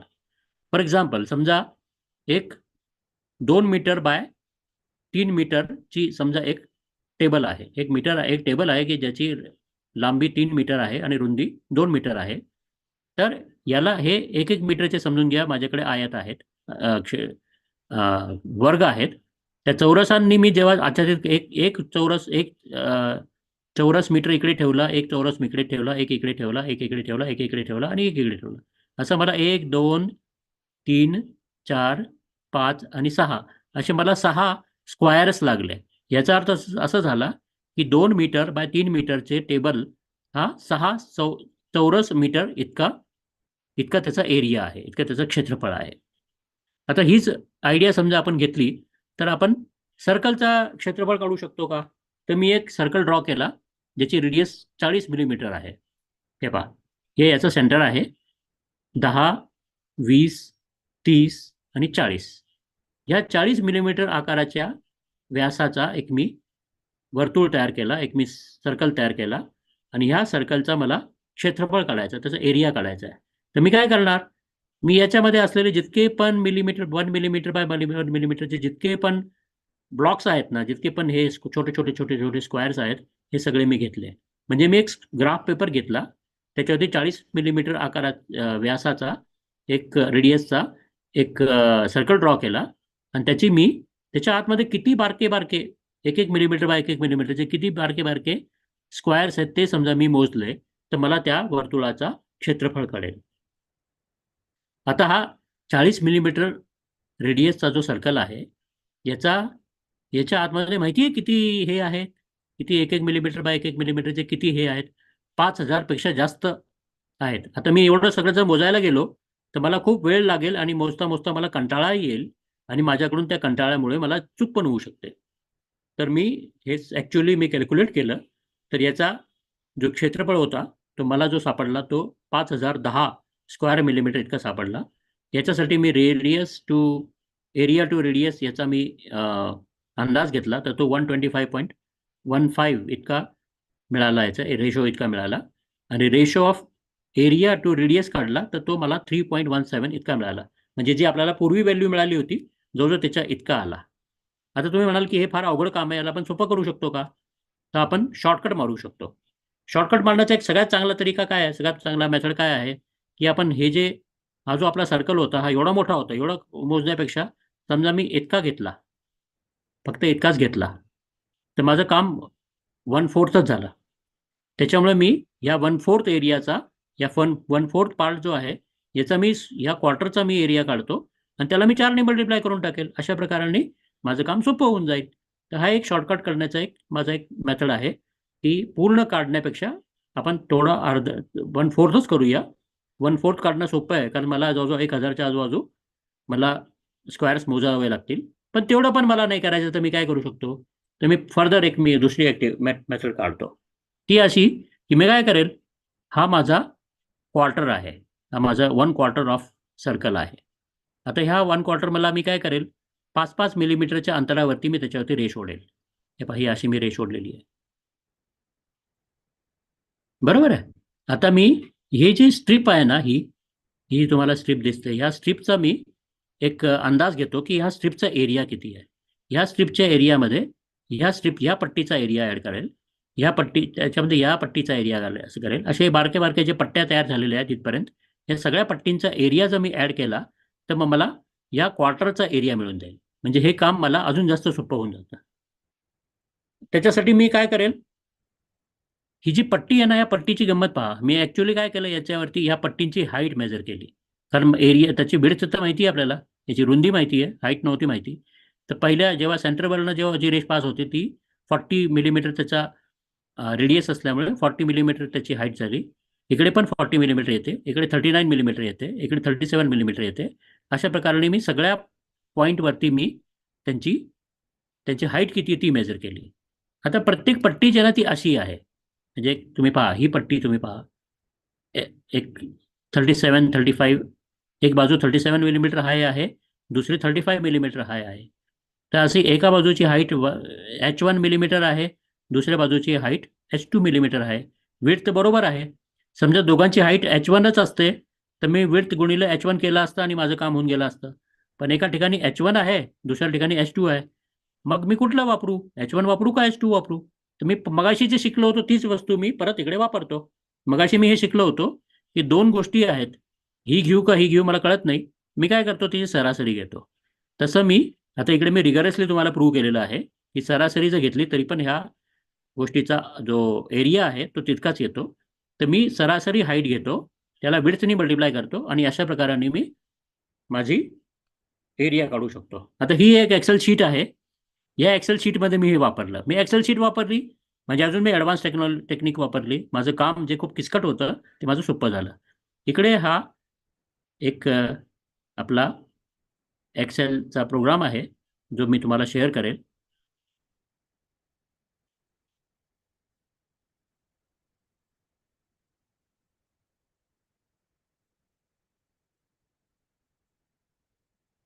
हा माझा एक्सेल प्रोग्राम आहे.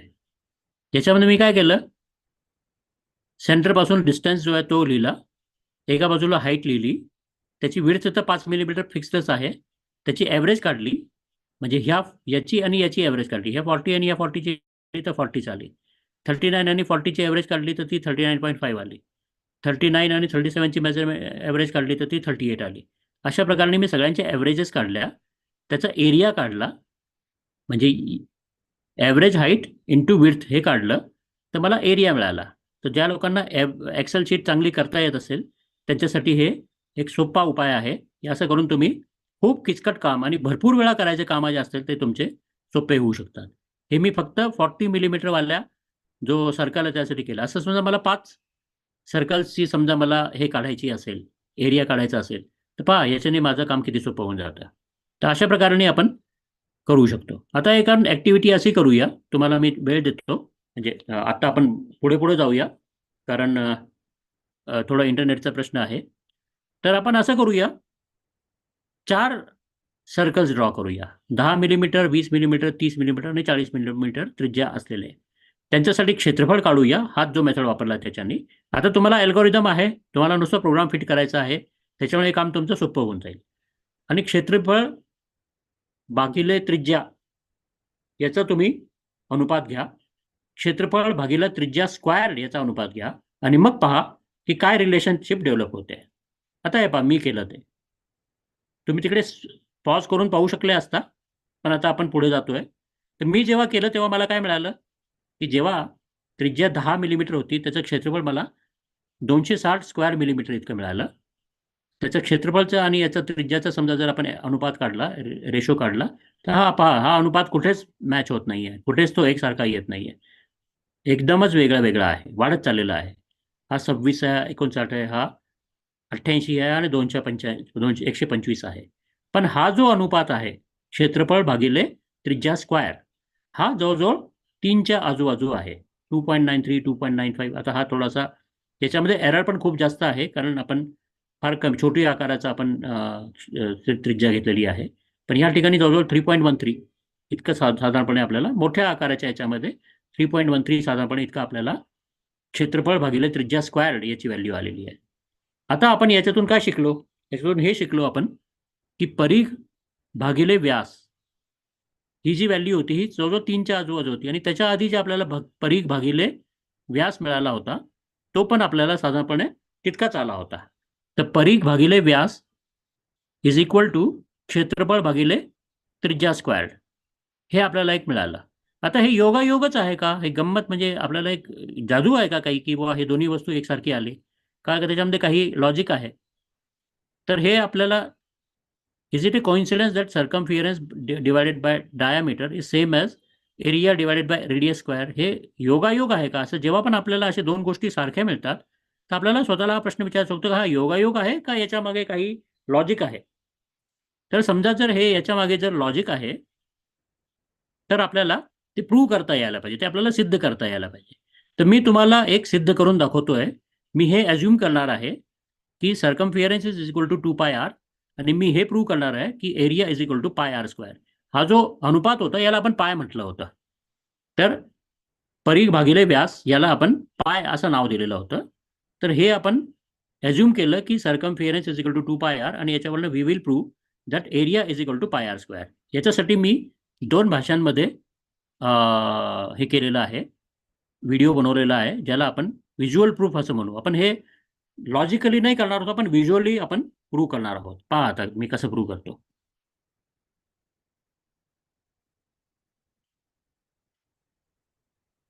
सर्वात पहिले आपण एक सर्कल ड्रॉ करूया.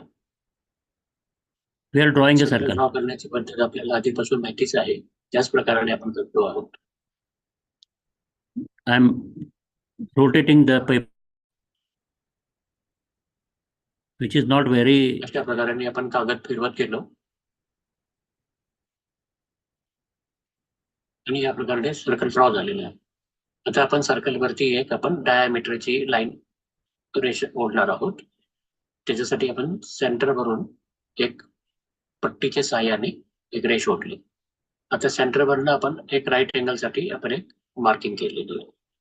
तर त्या मार्किंगवरनं आपण दुसरा डायामीटर, दुसरा व्यास जे आहे ते आपण ओढला. आता ही जी आकृती तयार झाली हिला आपण कापायला घेतलेली.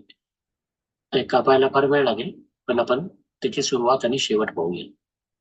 अशा प्रकारे आपण कापायला सुरुवात केलेली आहे आणि अशा प्रकारे आपण कापायचा एंड, कापायचा संपवण्याचा प्रकार जो आहे तो इकडे आपण पाहतोय.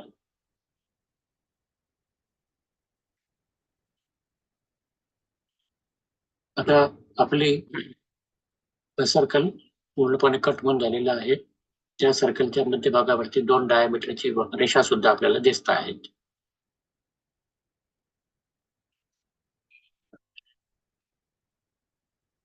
आता हे आकृती कट करण्याचं काम पूर्ण झालेलं आहे.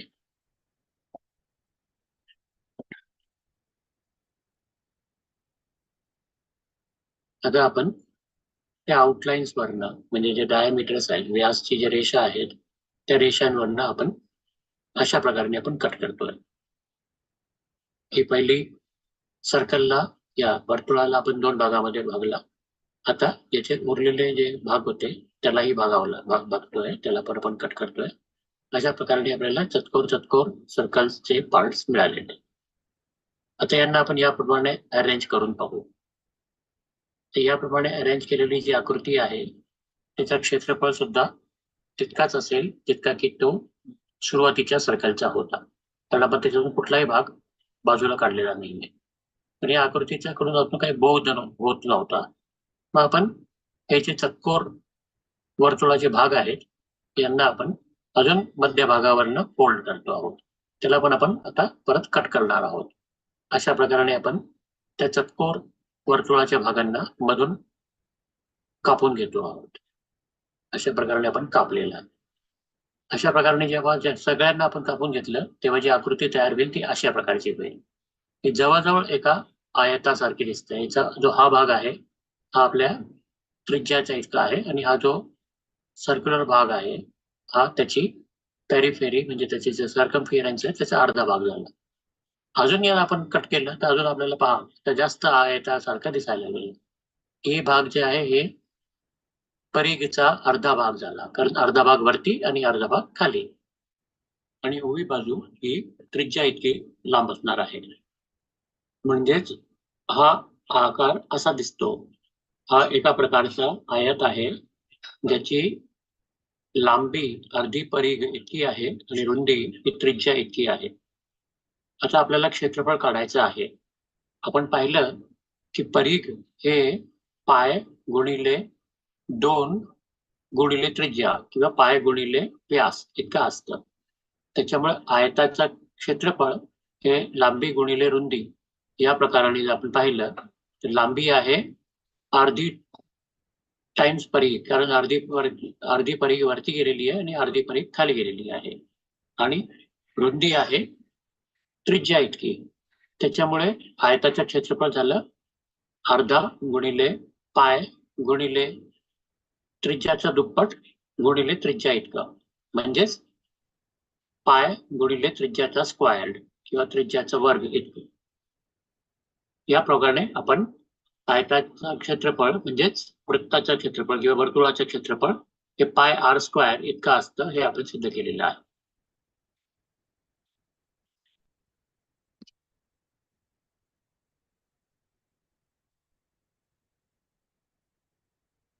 तर अशा प्रकाराने आपण एक व्हिज्युअल प्रूफ तुम्हाला दिलेला आहे. तुम्ही एक ज्याला आपण म्हणतो इंट्युटिव्हली तुम्हाला त्या गोष्टी समजतील. फार आपण लॉजिकली किंवा मॅथमॅटिकली किंवा अल्जेब्राचा वापर न करता, जॉमेट्रीचा वापर न करता असं आपण एक बनवलेलं आहे.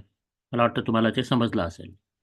आता आपण ॲक्टिव्हिटी करूया. तुम्ही करा हे स्वतः. जे आत्ता मी केलं, तुम्ही जे आत्ता व्हिडिओवरती पाहिलं ते तुम्ही स्वतःसुद्धा बनवून पाहू शकता आणि तुम्ही स्वतः चेक करू शकता की 2 पाय म्हणजे सर्कम्फिअरन्स is equal to 2 pi r हे मांडल्यानंतर area is equal to pi r square हे आपल्याला प्रूव्ह करता येतं का. आता मी थांबत नाहीये, मी पुढे जातोय. आता आपण काय शिकलो हे आता जितकं मला तुम्हाला सांगायचं होतं, आपण जी डिस्कव्हरी केली ती सगळी आतली प्रोसेस आपण आता थोड्या वेळ पुरता आपण थांबवतोय. त्याच्यानंतर मग आपण परत पुढच्या कधीतरी व्हिडिओमध्ये आपण परत येऊया. आपण काय शिकलो याच्यावरती आपण थोडंसं आपण रिकॅप घेऊया. तर आपण हे पाहिलं, सगळ्यात पहिलं जी आपण मी स्लाइड दाखवली होती तुम्हाला, त्याच्यामध्ये मी म्हटलं होतं की हे पहा, सूर्य, चंद्र आणि डोळ्याचे बाहुल्या यांचा सगळ्यांचा जो आकार होता, त्यांचा जो शेप होता, तो जवळजवळ सारखा दिसणारा होता.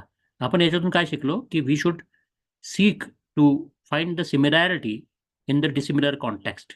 सूर्य वेगळी गोष्ट आहे, चंद्र वेगळी गोष्ट आहे, डोळे वेगळीच गोष्ट आहेत, पण यांच्यामध्ये काहीतरी तर कॉमन होतं. जे कॉमन होतं त्याच्यावरती आपण फोकस केला, त्याच्यावरती कॉन्सन्ट्रेट केलं आणि आपण एक पॅटर्न रिकग्नाइज केला. तर ही वस्तू आपण एक शिकलो याच्यातून.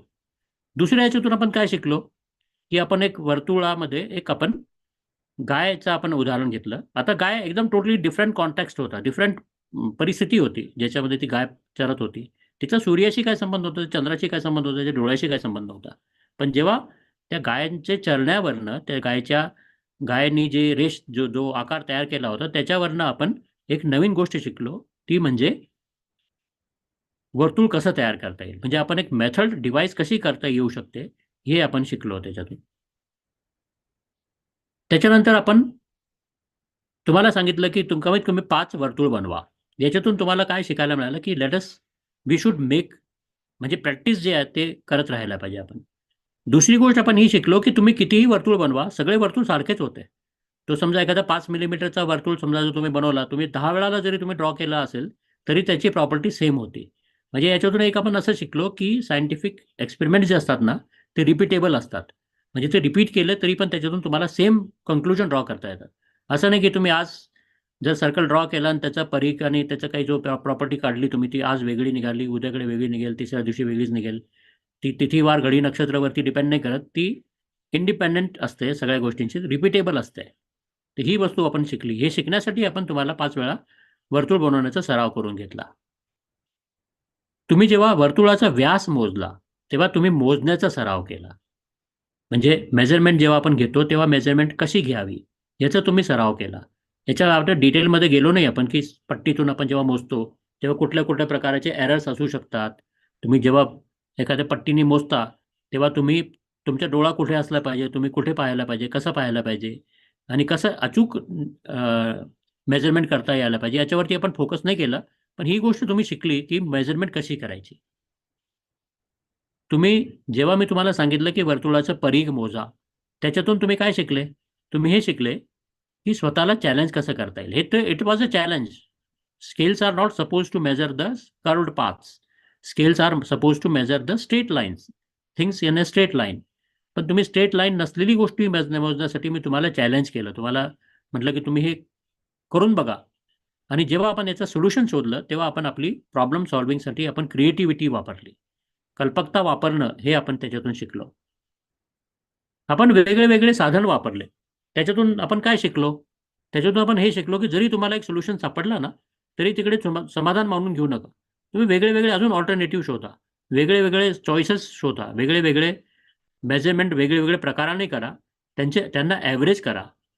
त्यांना कंपेअर करा. त्याच्यामध्ये क्रॉस चेक करा. त्यांना व्हॅलिडेट करण्याचा प्रयत्न करा. म्हणजे समजा मी पट्टीच्या सहाय्याने मोजलं, मी समजा दोऱ्याच्या सहाय्याने मोजलं आणि मला ते सर्कम्फरन्स 36 मिलीमीटर आली आणि पेपरच्या सहाय्याने मोजलं तरी पण माझी 36 मिलीमीटर आली आणि मांजाच्या सहाय्याने मोजली तरी पण 36 मिलीमीटर आली. याचा अर्थ असा की माझे मेजरमेंट बरोबर आहे. माझ्या मेजरमेंटवरती माझा विश्वास भक्कम होऊ शकतो. पण समजा एक कमी एक जास्त आली असती तर मग आपण हे विचार केला असतं की कुठेतरी आपलं चुकतंय, काहीतरी चुकतंय, कदाचित ते मेथडची चूक असू शकते. पण ते सिस्टमॅटिकली क्रॉस व्हॅलिडेट करण्याची आपण जी कला आहे ती आपण शिकलो याच्यातून.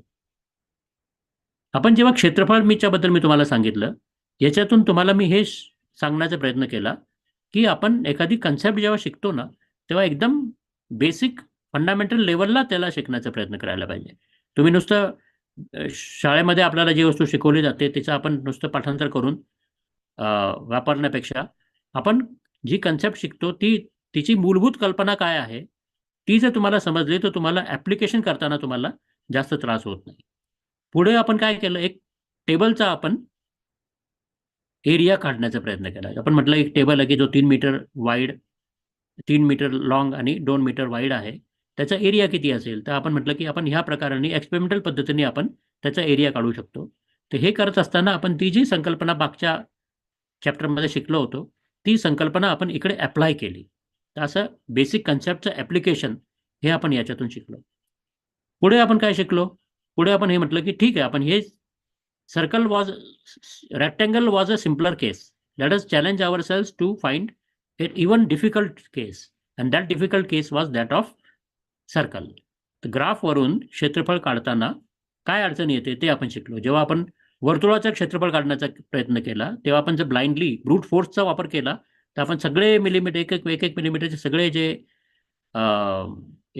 त्या एरियामध्ये असलेले सगळे जे एक मिलीमीटरचे जे स्क्वेअर्स आहेत त्यांना आपण काउंट केलं असतं किंवा काउंट करतो आपण, तेव्हा आपण त्या गोष्टीचं आपण ॲप्लिकेशन करतो. पण त्याच्यातून काय अडचण येते त्याचा आपण बोध घेतला, की आपल्याला 5,000 मिलीमीटरपेक्षा जास्त, 5,000 स्क्वेअर मिलीमीटरपेक्षा जास्तचे आपल्याला स्क्वेअर्स मोजायचे आहेत.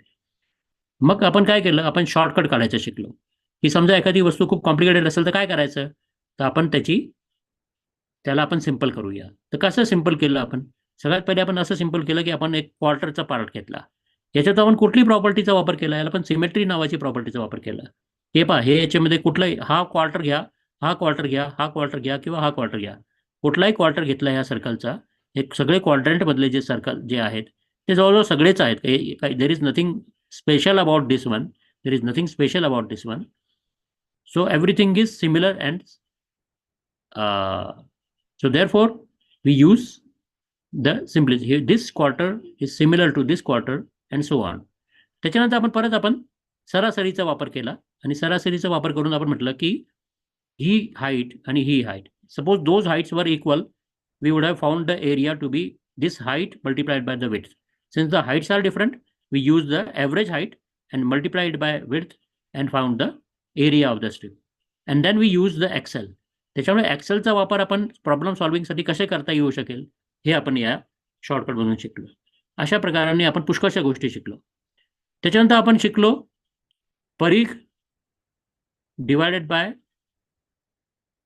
व्यास हा क्षेत्रफळ भागिले त्रिज्या स्क्वेअर याचं इक्वल निघालं. आता ही दोन वेगळी संकल्पना होती, दोन वेगळे कन्सेप्ट होते, पण दोघांमधला जो रिझल्ट होता तो सिमिलर होता. So if there is something similar, और then why they are similar, that is the curiosity you should have. If you have this curiosity, you will find certain relationships which are very useful in your life. Visual proof मधून आपण काय शिकलो? Visual proof म्हणून तुम्हाला video दाखवला, त्याच्यामध्ये आपण creativity वापरून आपण लॉजिकल थिंकिंग कशी करू शकतो हे आपण शिकलो.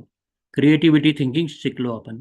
Transforming circle into rectangle without changing in its area and successive approximation हे शिकलो. म्हणजे तुम्ही पाहिलं, पहिला जो शेप होता, जेव्हा आपण त्या सर्कलच्या क्वार्टर्सला आपण जेव्हा एकामेकाशी मिळवलं, तर ते कुठल्याही प्रकाराने रेक्टेंगल सारखे दिसत नव्हते, ते फार विचित्र आकार दिसत होता.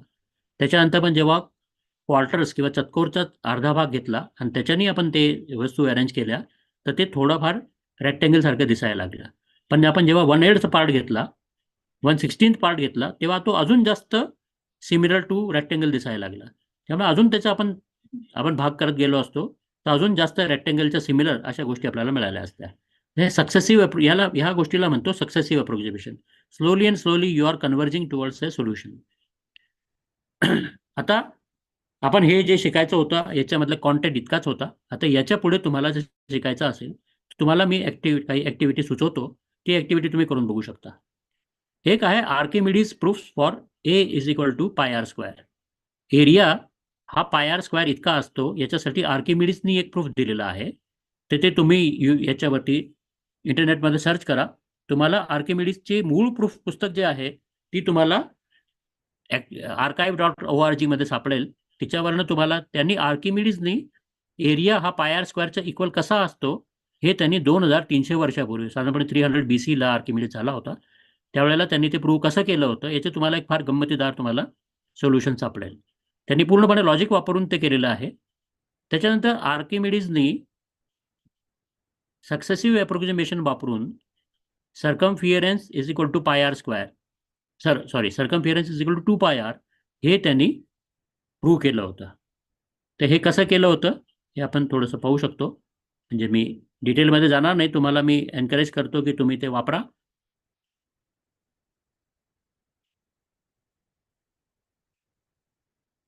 हे पहा, त्यांनी असं केलं होतं की त्यांनी हे जे पॉलिगॉन्स बनवले होते आणि पॉलिगॉन्सला सक्सेसिव्हली अर्धा अर्धा करत करत अजून छोटे पॉलिगॉन्स बनवण्याचा प्रयत्न केला होता. या पॉलिगॉनमध्ये काही पॉलिगॉन आंतर हे आहेत की जे हे करतात त्याला, म्हणजे सर्कलच्या आतून जातात आणि काही सर्कलच्या बाहेरून जातात. याच्यावरनं त्याने अप्रॉक्सिमेट व्हॅल्यू पायची काढण्याचा प्रयत्न केला होता की पायचे 2 बाउंड्स किती असू शकतात. तर हे तुम्ही फार इंटरेस्टिंग आयडिया आहे, ती तुम्ही एक्सप्लोर करू शकता. त्याच्यानंतर एक आहे मॅक्लॉरिन्स, जे लोक ॲडव्हान्स लेवलचे आहेत, जे लोक 11वी 12वीला असतील किंवा 10वीला असतील, मला माहिती नाही कॅल्क्युलस कुठल्या भागाला शिकवलं जातं, पण मॅक्लॉरिन्स एक्सपेन्शन वापरून तुम्ही काय करा, tan इनव्हर्स एक्स याचं एक्सपेन्शन काढा. हा एक्सपेन्शन तुम्हाला एक इन्फायनाईट सिरीज मिळेल. त्यामध्ये तुम्ही काय करा, x is equal to 1 put करा. So tan inverse 1 is equal to π/4. त्याच्यावरनं तुम्ही पायची व्हॅल्यू काढू शकता. तर मी पण हे केलेली ही ॲक्टिव्हिटी मी करून बघितली आणि मला जे मिळालं ते असं आहे. हे जेव्हा तुम्ही n इज इक्वल टू 1 असतं तेव्हा त्याची व्हॅल्यू 4 येते, पायची व्हॅल्यू 4 येते आणि मग ती अशी ऑसिलेट होत जाते आणि अशी मी 250 किंवा 500 इतक्या व्हॅल्यूजपर्यंत मी त्याला घेतलं आणि ती हळूहळू 3.1415ला ती कन्व्हर्ज होते. पण ती कन्व्हर्जन्स खूप स्लो आहे. म्हणजे मी 250-300 जरी व्हॅल्यू घेतल्या तरी ते कन्व्हर्ट झालेल्या नव्हत्या. तेव्हा 246ला 249 जर व्हॅल्यू घेतली तर पायची व्हॅल्यू 3.1456 इतकी आली. अशी वेगळी वेगळी व्हॅल्यूज येत राहतात. तर हे असं करून तुम्ही स्वतःला चॅलेंज करा की मॅक्लॉरिन सिरीज वापरून तुम्ही पायची व्हॅल्यू काढण्याचा प्रयत्न करा. अजून तुम्हाला मी तुम्हाला तुमच्या डोक्याला खाद्य देतो, तुमच्या मनाला खाद्य देतो.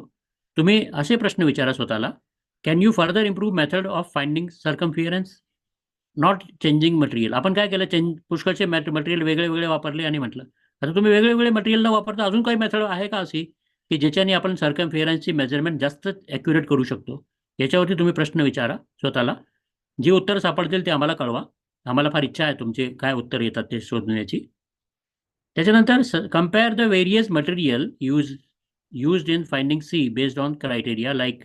आता हे जे तुम्ही वेगळे वेगळे मटेरियल वापरले, तुम्ही कागद वापरला असेल, तुम्ही नायलॉन वापरला असेल, तुम्ही मेटलची वायर वापरली असेल, याचं तुम्ही कंपॅरिझन अशी करा की कुठलं ठीक आहे, तुम्ही वेगळे वेगळे मटेरियल वापरले, याच्यात नवीन काही नाही आहे, तुम्हाला काहीतरी रिडिंग आली, नवीन काही नाही आहे, पण कुठल्यामध्ये काय फायदे काय तोटे होते याचं तुम्ही अनालिसिस करा.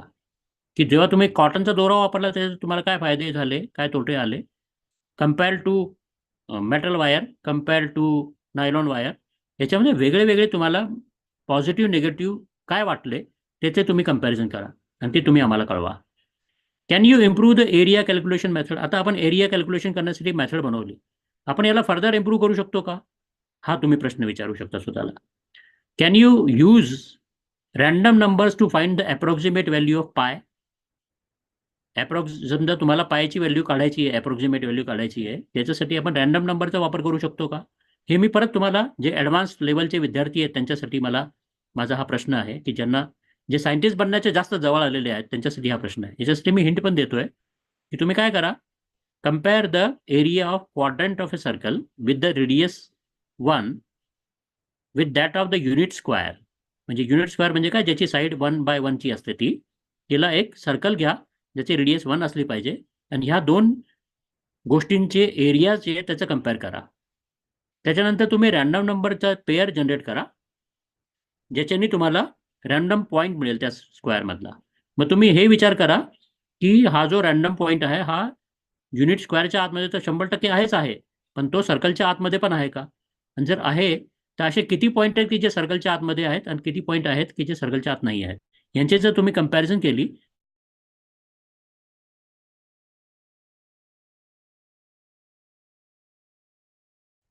हे पहा, या प्रकाराने मी एक 1 युनिट बाय युनिट म्हणजे 1/1चा एक्स हे घेतलेलं आहे. आता मी पुष्कळसे इकडे मी रॅन्डम नंबर जनरेट केलेले आहेत.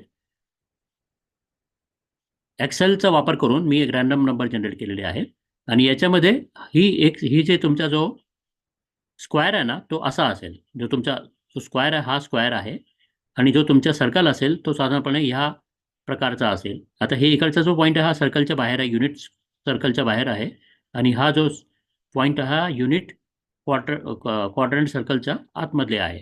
तर किती आहेत की जे ह्या आतमध्ये आहेत, किती हे बाहेर आहेत, याची समजा तुम्ही तुलना केली, याची तुम्ही कम्पॅरिझन केली, तर तुम्हाला जी व्हॅल्यू येईल ती साधारणपणे मला आली ती 3.1 इतकी व्हॅल्यू आली. तर अशा प्रकारे तुम्ही अप्रॉक्सिमेट व्हॅल्यू पायची काढू शकता.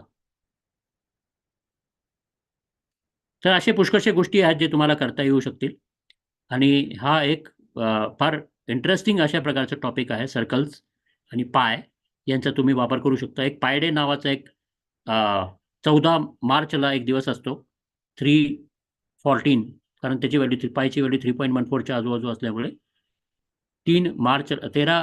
14 मार्चला पाय डे साजरा केला जातो. त्या दिवशी तुम्हाला पुष्कळशे पायाच्याबद्दल आर्टिकल पाहायला मिळतात. तर असे पुष्कळशा गोष्टी तुम्हाला शिकायला मिळतील. तर तुम्ही इतका वेळ तुम्ही माझं सगळं ऐकून घेतलं आणि त्याच्याबद्दल धन्यवाद. आणि तुम्ही तुमच्यामध्ये आपला जो सायंटिस्ट आहे तो जागृत कराल.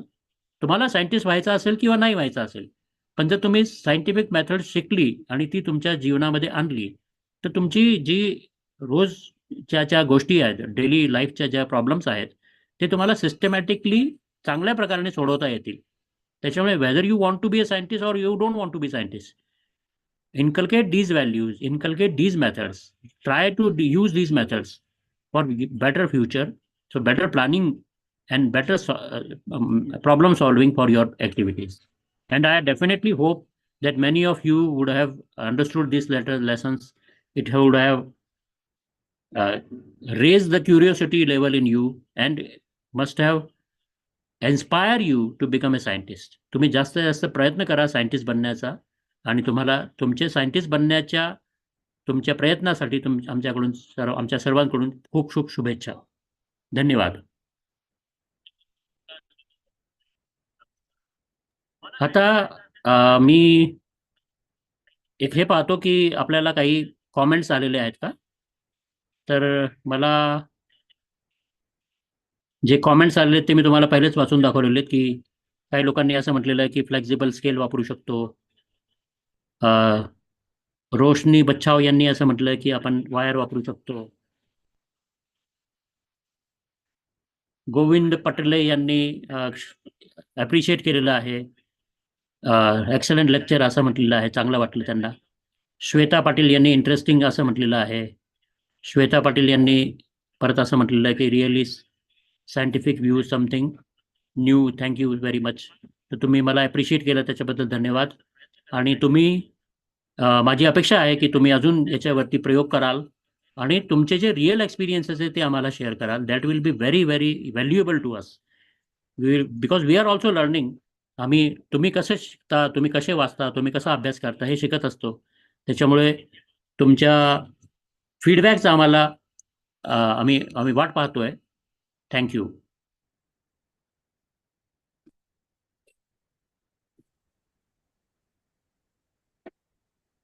धन्यवाद सर.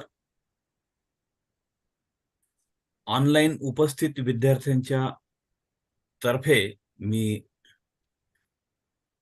विशेष आभार मानतो. विषय सोपा करून सांगण्याचा हातखंडा सरांकडे आहेच आहे.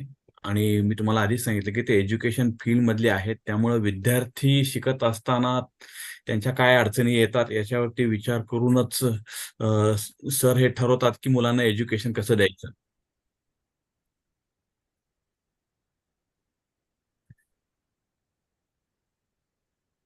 त्याच्यामुळे खऱ्या अर्थाने ऍक्टिव्हिटी बेस्ड असा हा आजचा सेशन झालेला आहे.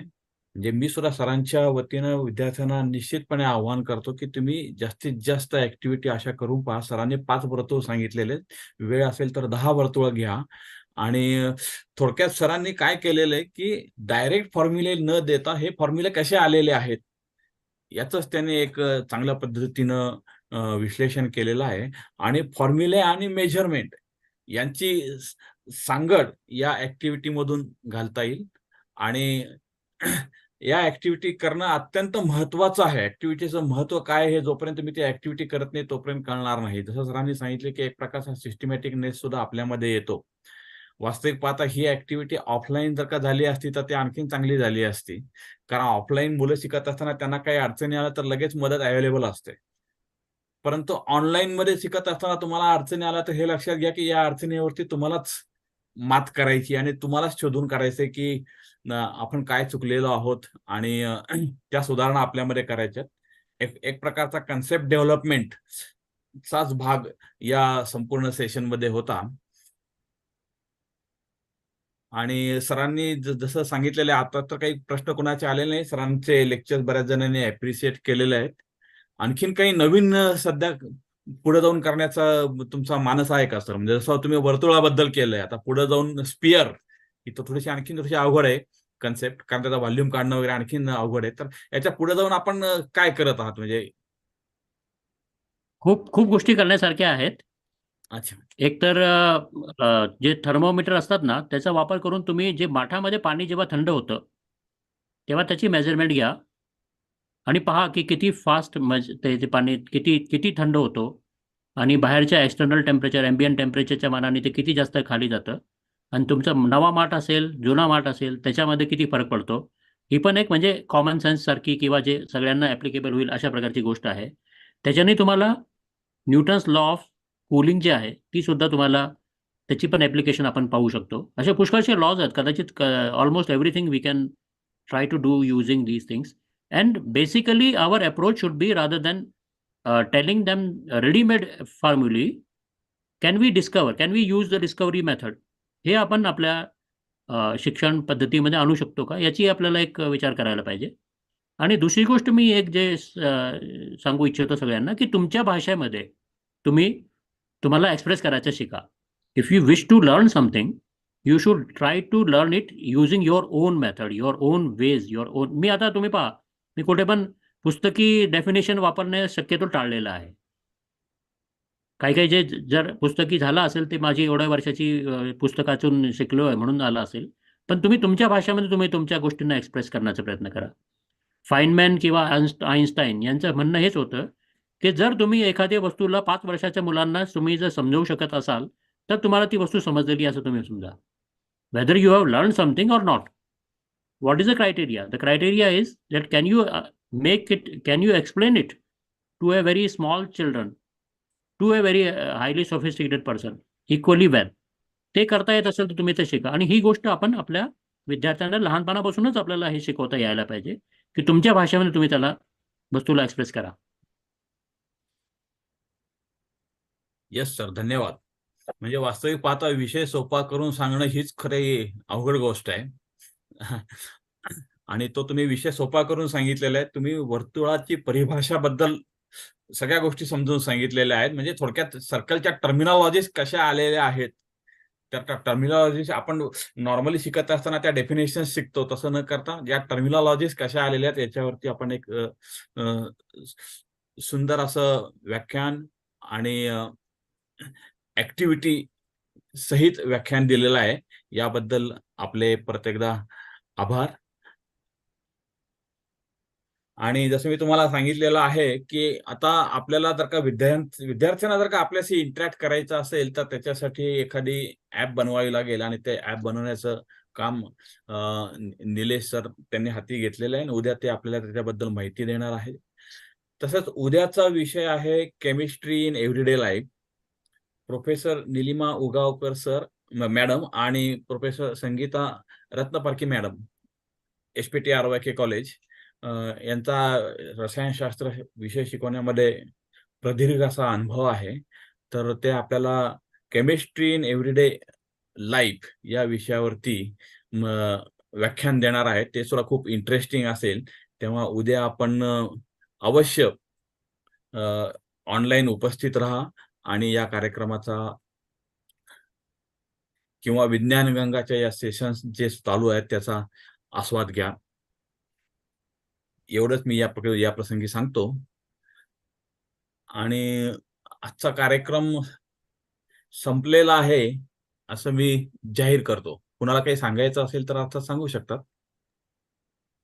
उद्याच्या प्रयोगाकरता लागणारं साहित्य व्हॉट्सअपवर आधी टाकलेलं आहे आणि आज परत टाकलं जाईल. येस. येस. ओके, ठीक आहे. पुन्हा एकदा धन्यवाद आणि आजचा हा आपला सेशन संपलेला आहे असं मी जाहीर करतो.